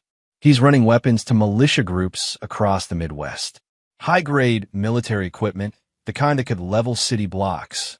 Warren leaned forward, his soldier's instincts fully engaged. How do you know this? I hacked his personal server 3 weeks ago. Dad, he's planning something big. There's chatter about a Patriot demonstration that's supposed to wake up America. And the target? Preston's face paled. It's the federal building downtown. The same building where you have that big security contract. The implications hit Warren like a physical blow. Felix wasn't just stealing his wife. He was planning a terrorist attack that would frame Warren's security company. Hundreds of innocent people would die, and Warren would be the perfect scapegoat. The man whose company failed to protect the building. The man whose own wife could testify to his suspicious behavior. When? Warren demanded. Monday morning, during peak hours. Dad, there's more. I found communications between Bentley and someone using the alias Patriarch. The messages suggest they have someone inside your company, someone feeding them information about security protocols. Warren's mind raced. Monday was 3 days away. 3 days to prevent a massacre and expose the conspiracy that threatened everything he'd built. Preston, I need you to copy everything. Every file, every communication, every piece of evidence. And son, Warren's voice carried the weight of 20 years of marriage. Your mother is involved. I don't know how deep, but she's part of this. Preston's jaw tightened, a mirror of his father's expression. What do we do? Warren stood, moving to the window that overlooked his domain. We do what pages have always done. We fight back, and we make them pay for their betrayal. That weekend, Warren played the perfect husband. He took Stacy to dinner, held her hand during a movie, and made love to her with a passion that seemed to surprise her, all while knowing that in 48 hours, her world would collapse around her. Sunday night, as Stacy slept peacefully beside him, Warren received a text from Mike. Bentley just left his apartment with 3 large duffel bags. He's heading toward the federal building. Warren smiled coldly in the darkness. Let Felix make his moves. Warren Page had survived Afghanistan, built an empire, and crushed every enemy who dared challenge him. A cheating wife and her terrorist lover were about to learn why Warren Page never forgave and never forgot. The hunt was about to become a war. Chapter 4. The Trap Closes. Monday morning arrived with deceptive normalcy. Warren kissed Stacy goodbye, noting the nervous energy that seemed to radiate from her skin. She'd barely slept, her phone buzzing with messages throughout the night. Big day at the gallery? Warren asked casually. Yes, a new exhibit opening. I might be late tonight, she replied, avoiding his eyes. Warren smiled. Take all the time you need. At Apex Protection Services, Warren gathered his core team in the conference room. Mike Gregg, Glenn Buckley from Technical Surveillance, and Warren's operations manager, Julius Maldonado. These men had followed Warren through hell in Afghanistan and would follow him through whatever came next. Gentlemen, we have a situation, Warren began, activating the room's counter-surveillance systems. In approximately 4 hours, Felix Bentley will attempt to detonate explosives in the federal building. Our security protocols have been compromised by someone in this organization. The room erupted in controlled chaos as his team processed the information. Warren continued calmly. Preston has identified the mole, Randall Robles, in technical services. He's been feeding information to Bentley for the past 6 months. Glenn's face darkened. Randall? I trained that kid myself. Money talks louder than loyalty, Warren replied coldly. Mike, I need you to coordinate with FBI agent Martin Summers. He's been tracking Bentley's weapons shipments, but didn't know about the federal building target. Glenn, I want Robles isolated and contained. Make it look routine. What about the explosives? Julius asked. Warren's smile was predatory. Let Bentley proceed exactly as planned. We'll give him enough rope to hang himself and everyone involved. The morning progressed with clockwork precision. Warren's team monitored Bentley's movements as he entered the federal building's parking garage. Hidden cameras captured him placing devices in strategic locations, following security protocols that only someone with inside information could know. At 11:30 a.m., Warren received the call he'd been expecting. Warren Page. The voice was official, clipped. This is Detective Perry Glover, Chicago PD. We need you to come downtown immediately. There's been an incident involving your wife. Warren feigned shock and confusion perfectly. What kind of incident? Is Stacy hurt? Sir, your wife has been arrested in connection with a terrorist plot. You need to come in for questioning. Warren's plan was unfolding exactly as designed. He'd fed false information through Randall Robles, information that led Bentley to believe the FBI was closing in. In his panic, Bentley had contacted Stacy, instructing her to retrieve evidence from a safety deposit box. What Bentley didn't know was that Warren had already replaced that evidence with documents implicating Stacy as the mastermind behind the entire operation. At the police station, Warren played the shocked, betrayed husband to perfection. He watched through one-way glass as Stacy sat in an interrogation room, mascara streaking down her cheeks, desperately trying to explain how she'd been manipulated by Felix. She claimed she was just having an affair, Detective Glover explained. Says Bentley convinced her to provide information about your security company for some kind of business deal. She insists she didn't know about any bombing plot. Warren's expression remained carefully controlled. Detective, my wife has access to every aspect of my business. If someone wanted inside information about federal security protocols, she could provide it. The beauty of Warren's trap was its simplicity. He'd allowed the affair to continue, gathering evidence while feeding disinformation through Randall Robles. When the FBI finally moved against Bentley, they found Stacy's fingerprints on documents, her voice on recordings discussing security vulnerabilities, and financial records showing large cash deposits to her personal account. Felix Bentley, cornered in his lakeside cabin by federal agents, made his final mistake. He tried to implicate Warren, claiming the security executive was the real mastermind. But Warren's alibi was ironclad. He'd been in his office, surrounded by witnesses, during every crucial meeting and transaction. Your husband provided the intelligence that broke this case, Agent Summers told Warren privately. Without his cooperation, we never would have uncovered the full extent of the conspiracy. Warren nodded gravely. I just want justice for the innocent people who could have been killed. As evening fell, Warren stood in his empty house, bourbon in hand, contemplating the wreckage of his marriage. Stacy and Felix were in federal custody, facing terrorism charges that carried the death penalty. Randall Robles had been arrested as a co-conspirator.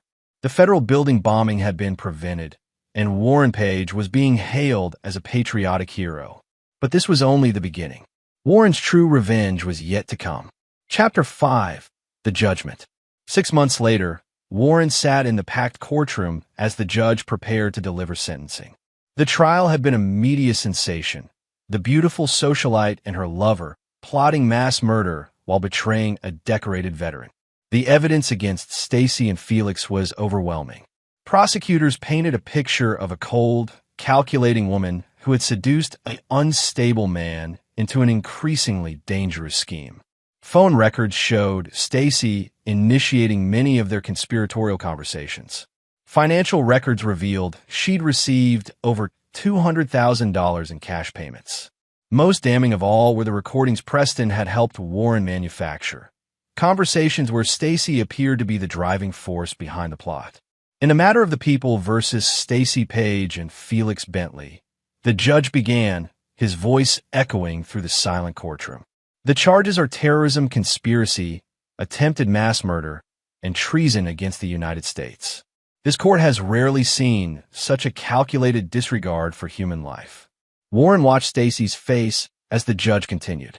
She looked older, broken, nothing like the confident woman who'd once ruled Chicago's social scene. Beside her, Felix appeared hollow-eyed and defeated. Stacy Page, this court sentences you to death by lethal injection. The courtroom erupted. Stacy collapsed, her attorney catching her before she hit the floor. Warren's expression never changed, but internally, he felt a cold satisfaction. Justice was being served, even if the court didn't understand the true nature of Stacy's crimes. Felix Bentley, this court sentences you to death by lethal injection. Felix turned to look directly at Warren, his eyes filled with hatred and realization.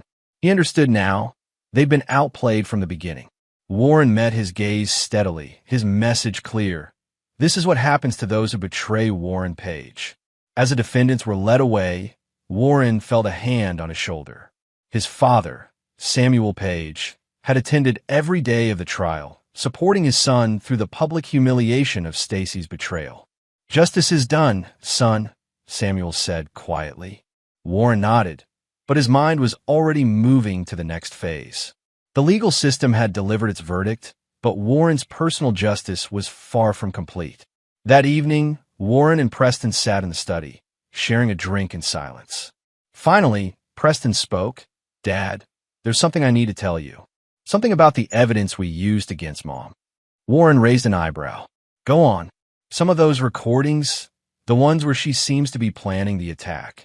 I may have used some advanced audio manipulation to enhance certain statements. Made it sound like she was saying things she never actually said. Warren studied his son carefully. Are you having second thoughts about what we did? Preston's jaw set firmly. No, she betrayed our family. She was planning to destroy everything you built. But I wanted you to know that we didn't just reveal the truth. We created some of it. Warren smiled proudly. Preston, your mother chose her path when she decided to betray this family. We simply ensured that justice was served. Never feel guilty about protecting what's ours. But even as Warren spoke these words, he noticed something troubling in Preston's eyes. His son was questioning their methods, showing a weakness that Warren couldn't tolerate. The boy was developing a conscience that could become dangerous. 3 days later, Warren received the call that would change everything. Dad, I can't live with this anymore, Preston said over the phone, his voice shaky. I'm going to the FBI. I'm going to tell them what we really did. Warren's blood turned to ice. Preston, think very carefully about what you're saying. Mom was a cheater, Dad, but she wasn't a terrorist. Felix was planning something, but not what we made it look like. We destroyed innocent people. Your mother wasn't innocent, Warren said coldly. She betrayed this family. She chose her fate. And I chose mine, Preston replied. I'm sorry, Dad. I love you, but I can't let innocent people die for our revenge. The line went dead. Warren stared at the phone, processing this new betrayal. His own son, the boy he'd trusted with everything, was about to destroy them both. Warren Page had built his empire on the principle that betrayal demanded consequences. It seemed that principle would now be tested by the ultimate betrayal, that of his own blood. Chapter 6: Blood and Betrayal. The FBI field office in downtown Chicago buzzed with activity as Preston Page walked through the glass doors, a flash drive clutched in his trembling hand. The young man's face was pale but determined as he approached the reception desk. I need to speak with Agent Martin Summers, Preston said. It's about the Stacey Page terrorism case. Within an hour, Preston sat across from Agent Summers and two federal prosecutors, laying out the truth about his father's elaborate revenge scheme.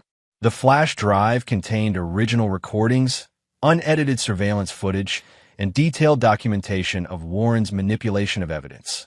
You're telling us that your father framed your mother for terrorism? Agent Summers asked, his voice incredulous. Not entirely, Preston explained. Mom was having an affair, and Felix Bentley was involved in weapons trafficking. But the bombing plot, the specific targeting of the federal building, that was manufactured by my father. He used me to create false evidence and manipulate the timeline. As Preston spoke, Warren was receiving updates from his contacts within law enforcement. His son's betrayal was complete, and there was no stopping the avalanche that was about to bury him. That evening, Warren sat in his study, cleaning his service pistol with methodical precision. The weapon had saved his life countless times in Afghanistan, and now it might serve one final purpose. The front door burst open as federal agents stormed his house, weapons drawn. Warren Page, you're under arrest for conspiracy, obstruction of justice, and first-degree murder in the death of Randall Robles. Warren's hands never moved from his lap as agents surrounded him. He'd known this moment would come from the instant Preston had called. The boy had inherited Stacey's weakness, after all. Where's my son? Warren asked calmly. In federal custody, for his own protection, Agent Summers replied. Your boy's been receiving death threats since word got out about his cooperation. Warren smiled coldly. I'm sure he has. At the federal courthouse, Warren's arraignment drew massive media attention. The war hero turned security mogul, exposed as a vengeful manipulator who destroyed his own family in pursuit of revenge. The evidence against Warren was overwhelming, but so was the evidence that Stacey and Felix weren't entirely innocent. The case became a legal nightmare, with prosecutors struggling to untangle the web of truth and lies that Warren had woven. During the trial, Warren's father, Samuel Page, took the stand as a character witness. The 70-year-old man spoke passionately about his son's service to his country, his dedication to his business, and the devastating betrayal he'd suffered at Stacey's hands. But then prosecutor Allison Herman presented evidence that changed everything. Mr. Samuel Page, she began, were you aware that your son had been planning his revenge against his wife for over a year before any terrorist plot was discovered? Samuel's face went white. I don't understand. Your son hired private investigators to follow his wife in January 2023. He knew about the affair months before Felix Bentley made any contact with militia groups. This wasn't about preventing terrorism, Mr. Page. This was about revenge, pure and simple. The revelation hit Samuel like a physical blow. His son hadn't been protecting national security. He'd been methodically destroying his wife out of wounded pride and rage. That night, Samuel Page visited his son in federal detention. Warren, tell me the truth, Samuel demanded. Did you frame that woman? Warren looked at his father with the same cold expression he'd worn throughout the trial. Stacey betrayed this family, Dad. She chose her fate. She was having an affair, not planning mass murder. She gave sensitive information to a criminal. She could have gotten innocent people killed. Samuel stared at his son, this stranger who wore Warren's face but spoke with a monster's voice. You destroyed her life over an affair. You sent an innocent woman to death row. Warren's eyes never wavered. "I sent a traitor to justice." Samuel Page walked out of that detention center a broken man, finally understanding the monster his son had become. The boy who'd once collected stray dogs and protected smaller kids from bullies had grown into something unrecognizable. 2 days later, Samuel Page made the most difficult decision of his life. He contacted the prosecution and offered to testify against his son. Warren's trial became a media circus, with Samuel's testimony serving as the emotional climax. The old man broke down on the stand as he described watching his son transform from protector to predator. "He did it in front of me. It was horrible," Samuel sobbed, his words echoing through the packed courtroom. The father who'd once been proud of his son's strength was now horrified by his cruelty. When the verdict came down, Warren showed no emotion. "Guilty on all counts." The judge's words seemed to come from a great distance. "Warren Page, this court sentences you to death by lethal injection." As they led Warren away in shackles, he caught sight of Preston in the gallery. His son's face was streaked with tears, his young features twisted with guilt and grief. Preston approached the barrier as Warren passed, pressing a folded note into his father's shackled hands. In his cell that night, Warren opened the note with steady fingers. "Dad, I know the real truth. I'll fix everything." Warren smiled grimly. His son had finally learned the most important lesson Warren could teach.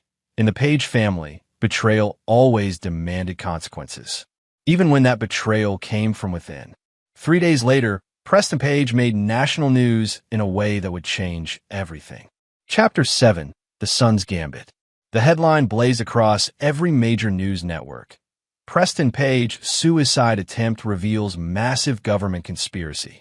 Warren watched the coverage from his death row cell, his expression unreadable as reporters detailed how his son had been found unconscious in his FBI safe house, surrounded by dozens of classified documents and a signed confession that would shake the federal justice system to its core.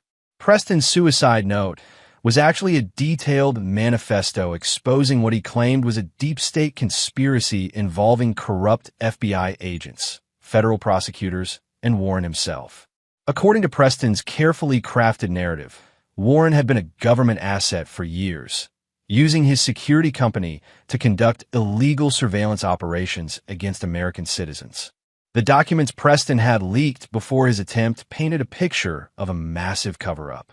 Warren's alleged cooperation with the FBI wasn't patriotic assistance. It was participation in a decades-long domestic spying program. The Stacey Page case wasn't about terrorism. It was about silencing whistleblowers who discovered government overreach. Sources close to the investigation report that Preston Page remains in critical condition.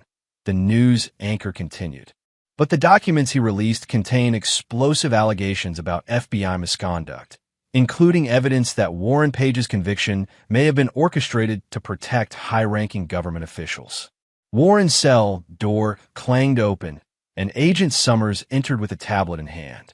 "Your boy's quite the chess player," Summers said grimly.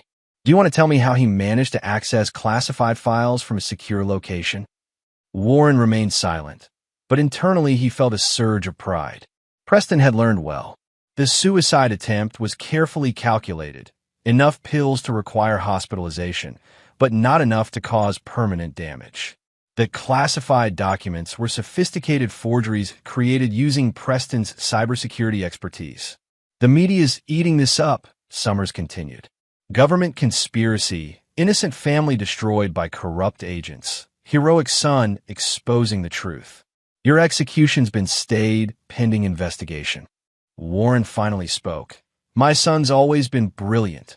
Over the following weeks, Preston's revelations gained momentum. Civil liberties groups demanded investigations. Congressional committees opened hearings. The FBI found itself defending against accusations of corruption and misconduct. Preston, recovering in a secure medical facility, granted carefully orchestrated interviews to sympathetic journalists. He portrayed himself as a young man torn between love for his father and loyalty to the truth. "My dad wasn't a terrorist," Preston told a primetime interviewer, his voice still weak from his ordeal. He was a patriot who got too deep into something he couldn't control. When he tried to get out, they destroyed our family to keep him quiet. The interviewer leaned forward. Are you saying the government framed your mother? Preston's eyes filled with tears. My mother discovered documents in my father's home office. Documents about illegal surveillance operations. She was going to expose everything. They had to silence her. It was a masterful performance, Warren realized. Preston was creating a new narrative that painted the Page family as victims rather than perpetrators. The boy had inherited his father's strategic mind and his mother's talent for manipulation. Meanwhile, Warren's legal team, led by high-profile defense attorney Roberto Lancaster, filed motion after motion, challenging his conviction. They argued that Warren had been coerced into confessing by federal agents who threatened his son's safety. My client was told that if he didn't cooperate, his son would face terrorism charges, Lancaster told reporters. Warren Page sacrificed himself to protect his child, not realizing he was being manipulated by corrupt government officials. The legal strategy was brilliant in its simplicity. Every piece of evidence that had convicted Warren could be reframed as government manipulation. His detailed knowledge of the plot? He'd been briefed by his FBI handlers. His manipulation of evidence? He'd been following orders to entrap civilian targets. But Warren's true masterstroke came through a source no one suspected. His father, Samuel Page. The old man had been devastated by his testimony against Warren, consumed by guilt over betraying his son. When Preston contacted him from the hospital, claiming to have discovered the real truth, Samuel became the perfect, unwitting accomplice. Grandpa, they used you, Preston explained during a tearful bedside conversation. They fed you lies about Dad, made you believe he was a monster. But I found proof that Dad was working undercover for the government. Mom discovered it and was going to expose them. Samuel, desperate to undo his betrayal of Warren, began speaking to reporters about pressure he'd received from federal agents before his testimony. He claimed prosecutors had threatened to investigate his business dealings if he didn't cooperate against his son. The media narrative shifted completely. Warren Page transformed from vengeful husband to patriotic hero, sacrificed by a government desperate to protect its secrets. 6 months after Preston's suicide attempt, Warren walked out of federal prison a free man. All charges had been dropped pending a congressional investigation that would likely drag on for years. Standing on the courthouse steps, Warren faced a forest of cameras and microphones. He looked older, grayer, but his eyes held the same cold intelligence that had made him dangerous. I want to thank everyone who fought for the truth, Warren said, his voice carrying perfectly to the back of the crowd. My family has been through hell, but we've survived because we never stopped fighting for justice. A reporter shouted a question. Mr. Page, do you plan to seek compensation for your wrongful imprisonment? Warren's smile was predatory. I plan to seek many things. Justice has many forms. That evening, Warren sat in his rebuilt study, sharing a drink with Preston, who had recovered from his psychological trauma with remarkable speed. Brilliant work, son, Warren said quietly. You learned the most important lesson I could teach. Preston nodded. That revenge is a dish best served cold? No, Warren replied. That the Page family never forgives and we never forget. Stacy and Felix are still on death row, their appeals failing. Agent Summers has been transferred to a desk job in Montana. Your grandfather's business has suffered from the scandal, and he'll spend his remaining years knowing he betrayed his own son. Preston frowned, but Grandpa was trying to help us at the end. Warren's expression hardened. He testified against me when it mattered. He chose his side. Warren took a sip of bourbon. Betrayal demands consequences, Preston, even from family. The young man nodded slowly, understanding dawning in his eyes. Warren Page's revenge wasn't complete, it was eternal. Everyone who had crossed him would pay, eventually, in ways they couldn't anticipate or escape. Outside, Chicago glittered in the darkness, unaware that one of its most dangerous predators had returned to hunt. Chapter 8, The Web Titans. 2 years after his release, Warren Page had rebuilt his empire stronger than ever. Apex Protection Services had expanded internationally, with contracts in 3 countries and a reputation for absolute discretion. The government conspiracy narrative had transformed Warren from criminal to folk hero, a man who'd been persecuted for refusing to betray American values. But Warren's true work happened in the shadows, where he methodically destroyed everyone who had betrayed him. Agent Martin Summers had indeed been transferred to Montana, where he now investigated cattle, rustling, and bar fights. His career was effectively over, his reputation tainted by the Page conspiracy. But Warren wasn't satisfied with professional humiliation. Through a network of contacts, Warren learned that Summers had a 17-year-old daughter, Cecilia Summers, who'd been accepted to Northwestern University on a full scholarship. Warren made a single phone call, and suddenly Cecilia's scholarship disappeared due to administrative errors that could never quite be resolved. Martin Summers would spend his final working years struggling to pay for his daughter's education, never knowing that Warren Page had reached across 800 miles to destroy his child's future as payment for past betrayals. Felix Bentley remained on death row, his appeals systematically failing due to legal technicalities that Warren's team of attorneys ensured were never properly addressed. Felix would die knowing that Warren Page had orchestrated his destruction with surgical precision. But Stacy presented a more complex challenge. She'd been transferred to a women's maximum security facility in California, where she awaited execution for crimes Warren knew she hadn't committed, at least not to the degree the courts believed. Warren's plan for Stacy was more sophisticated than simple legal manipulation. He wanted her to understand, completely and finally, the consequences of betraying Warren Page. Through prison contacts, guards, and inmates who owed favors to Warren's associates, Stacy began receiving gifts. Photographs of the life she'd lost. Warren at charity galas with beautiful women, Preston graduating magna cum laude from MIT, the Page family estate being renovated and expanded. The psychological torture was exquisite. Every image reminded Stacy of the world she'd forfeited for an affair with a man who'd never truly loved her. But Warren's masterpiece was the letters. They arrived weekly, written in Preston's handwriting but containing Warren's words. The letters described Preston's success, his engagement to his senator's daughter, his bright future. They spoke of family gatherings where Stacy's name was never mentioned, of holidays she would never see, of grandchildren she would never hold. Mom, one letter read, "I've forgiven you for the choices you made, but I can't forget them. Dad has taught me that some betrayals are unforgivable. You chose Felix over our family, and now you'll live with that choice forever." Stacy's mental health deteriorated rapidly. Prison psychiatrists reported severe depression, panic attacks, and signs of psychological breakdown. She'd lost weight, stopped maintaining her appearance, and rarely spoke to other inmates. Meanwhile, Warren's attention turned to his father, Samuel Page. The old man had tried to make amends after Warren's release, offering to turn over his construction business to his son. But Warren Page never forgot, and he never forgave. Samuel's business, Page Construction, had been in the family for 40 years. Samuel had built it from nothing, just as Warren had built Apex Protection.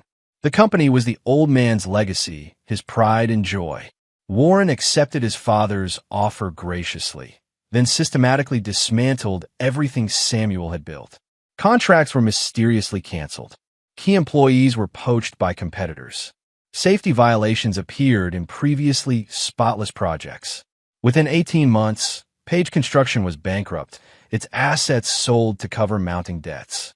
Samuel Page, now 73, found himself broke and broken, dependent on Warren's charity for basic survival. The man who testified against his son now lived in a modest apartment paid for by the son he'd betrayed.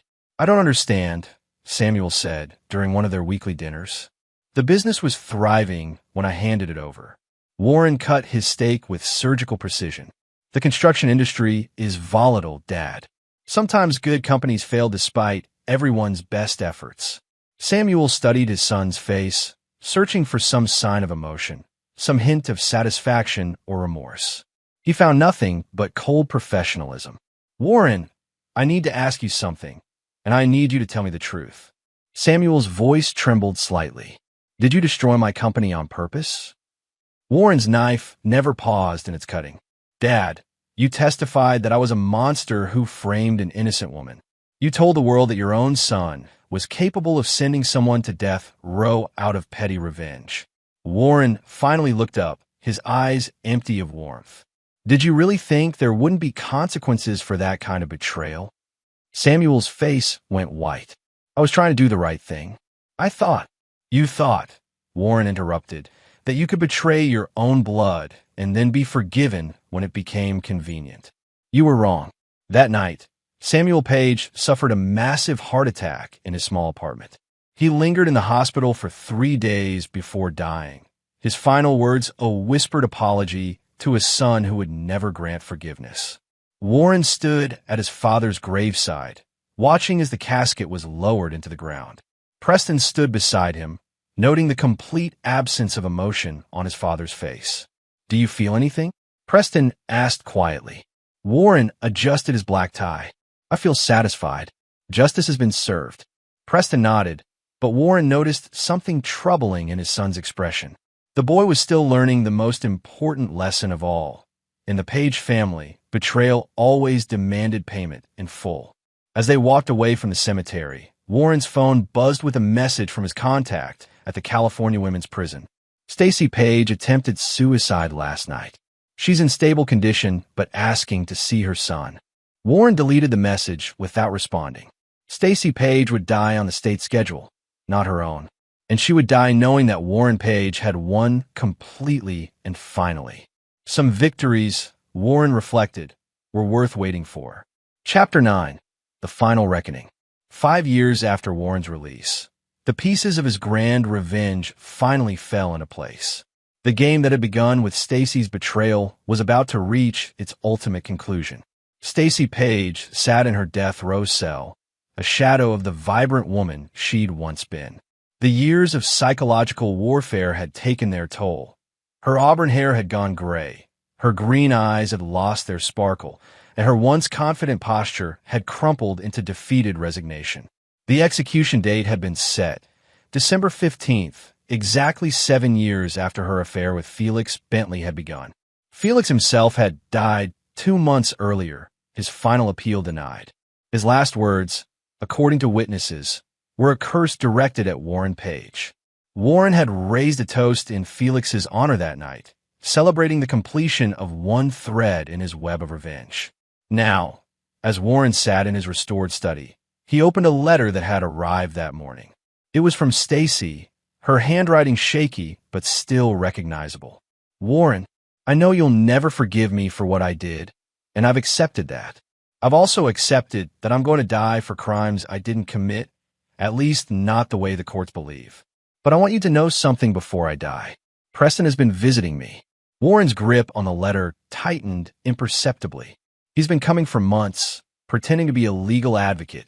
He thinks I don't know who he is, but Mother always recognizes her child, even after years of separation. He's been asking me questions about the night you found out about Felix and me. He's been recording our conversations.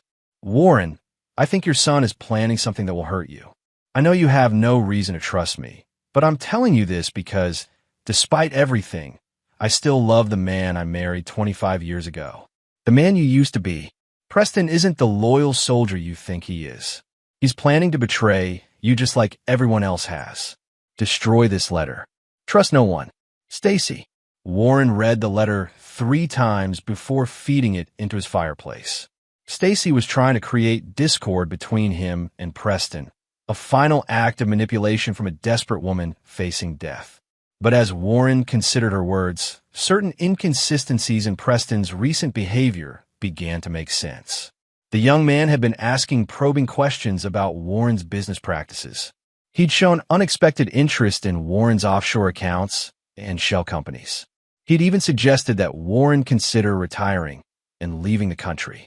That evening, Warren activated surveillance systems he'd installed throughout his own home, systems that Preston didn't know existed. If his son was planning betrayal, Warren would be ready. The recordings Warren captured over the following weeks painted a damning picture. Preston had indeed been visiting Stacy, but not as a legal advocate. He'd been building a case against his own father.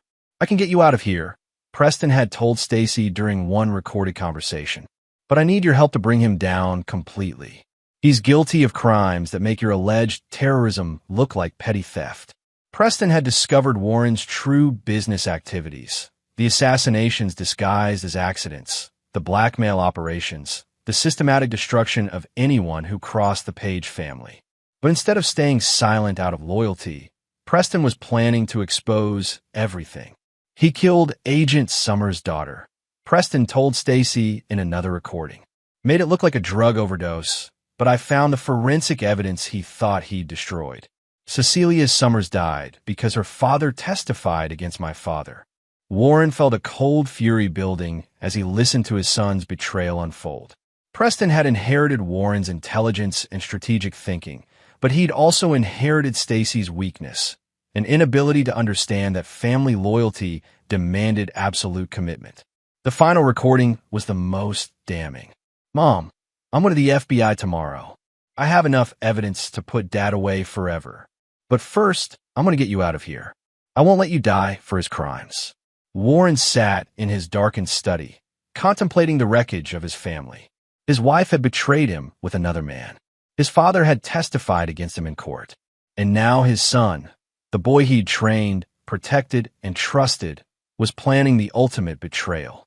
Warren Page had spent his life eliminating threats to his empire. Now the greatest threat of all carried his own blood. The next morning, Preston found Warren waiting in the kitchen, coffee and breakfast prepared. "Good morning, son," Warren said pleasantly. "Sleep well." Preston studied his father's face, searching for any sign that his plans had been discovered. "Fine, Dad. I have some errands to run today." "I'm sure you do." Warren sipped his coffee. "Preston, I need to ask you something, and I need you to tell me the truth. Are you planning to betray me?" Preston's face remained carefully neutral. "What kind of question is that?" Warren activated a tablet on the kitchen counter, playing the audio of Preston's conversations with Stacy. His son's face went white as his own voice filled the room, confessing to plans that would destroy everything Warren had built. "You've been busy," Warren said when the recording ended. "Visiting your mother, gathering evidence, building a case against your own father." Preston straightened, his fear transforming into defiant anger. "Someone has to stop you. You become a monster, Dad. You destroyed Mom's life over an affair. You murdered an innocent girl to get revenge on her father. You've killed people who never did anything except cross you in business." Warren nodded slowly. "All true. Your point. My point." Preston's voice cracked with emotion. "You're a serial killer hiding behind a facade of respectability. You've turned our family name into a curse." Warren stood, moving to the window that overlooked his estate. "Preston, I've built an empire that will last for generations. I've eliminated every threat to our family's power and security. Everything I've done has been to protect what's ours. By murdering innocent people," Warren turned back to his son, "by ensuring that anyone who crosses the Page family pays the full price for their betrayal. That principle has made us wealthy and powerful. It's also about to make you dead." Preston backed toward the kitchen door. "Dad, I'm your son." "Yes," Warren replied sadly. "You are, which makes your betrayal the worst of all." Warren's hand moved to the pistol concealed beneath his jacket. "I taught you that betrayal demands consequences, Preston. I taught you that family loyalty is absolute. You've chosen to ignore those lessons." "Dad, please." The gunshot echoed through the empty house. Preston Page collapsed in the kitchen doorway, his young life ended by the man who'd given it to him. Warren stood over his son's body, feeling the familiar cold satisfaction that came with completing a necessary task. Preston had chosen his path, just as Stacy and Felix and all the others had chosen theirs. That afternoon, Warren called 911 to report a home invasion. The intruder had killed his son before Warren could stop him. The suspect had fled, and in his grief, Warren hadn't been able to identify him clearly. The investigation was thorough but fruitless. Warren Page, the man who'd already suffered so much trauma and loss, was treated with sympathy and respect by law enforcement. No one suspected that the grieving father had executed his own child for the crime of developing a conscience. Stacy Page died by lethal injection 3 weeks later, never knowing that her son's plan to save her had cost him his life. Her final words were reportedly, "Tell Warren I forgive him." Warren Page stood at Preston's graveside on a cold December morning, the only mourner at his son's funeral. The headstone read, "Preston Page, beloved son, taken too soon." As Warren walked away from the cemetery, he reflected on the lessons of the past 7 years. He'd learned that loyalty was the rarest commodity in the world, that even blood ties could be broken by weakness and sentimentality. Warren Page had survived every betrayal, defeated every enemy, and eliminated every threat to his empire. He stood alone now, exactly as he'd always preferred. In his rebuilt study that evening, Warren raised a glass of bourbon to the portrait of his family that still hung above the fireplace. Himself, Stacy, and Preston, taken during happier times when he'd still believed in the possibility of loyalty. To the Page family, Warren said aloud, and to the lesson that betrayal always demands payment in full.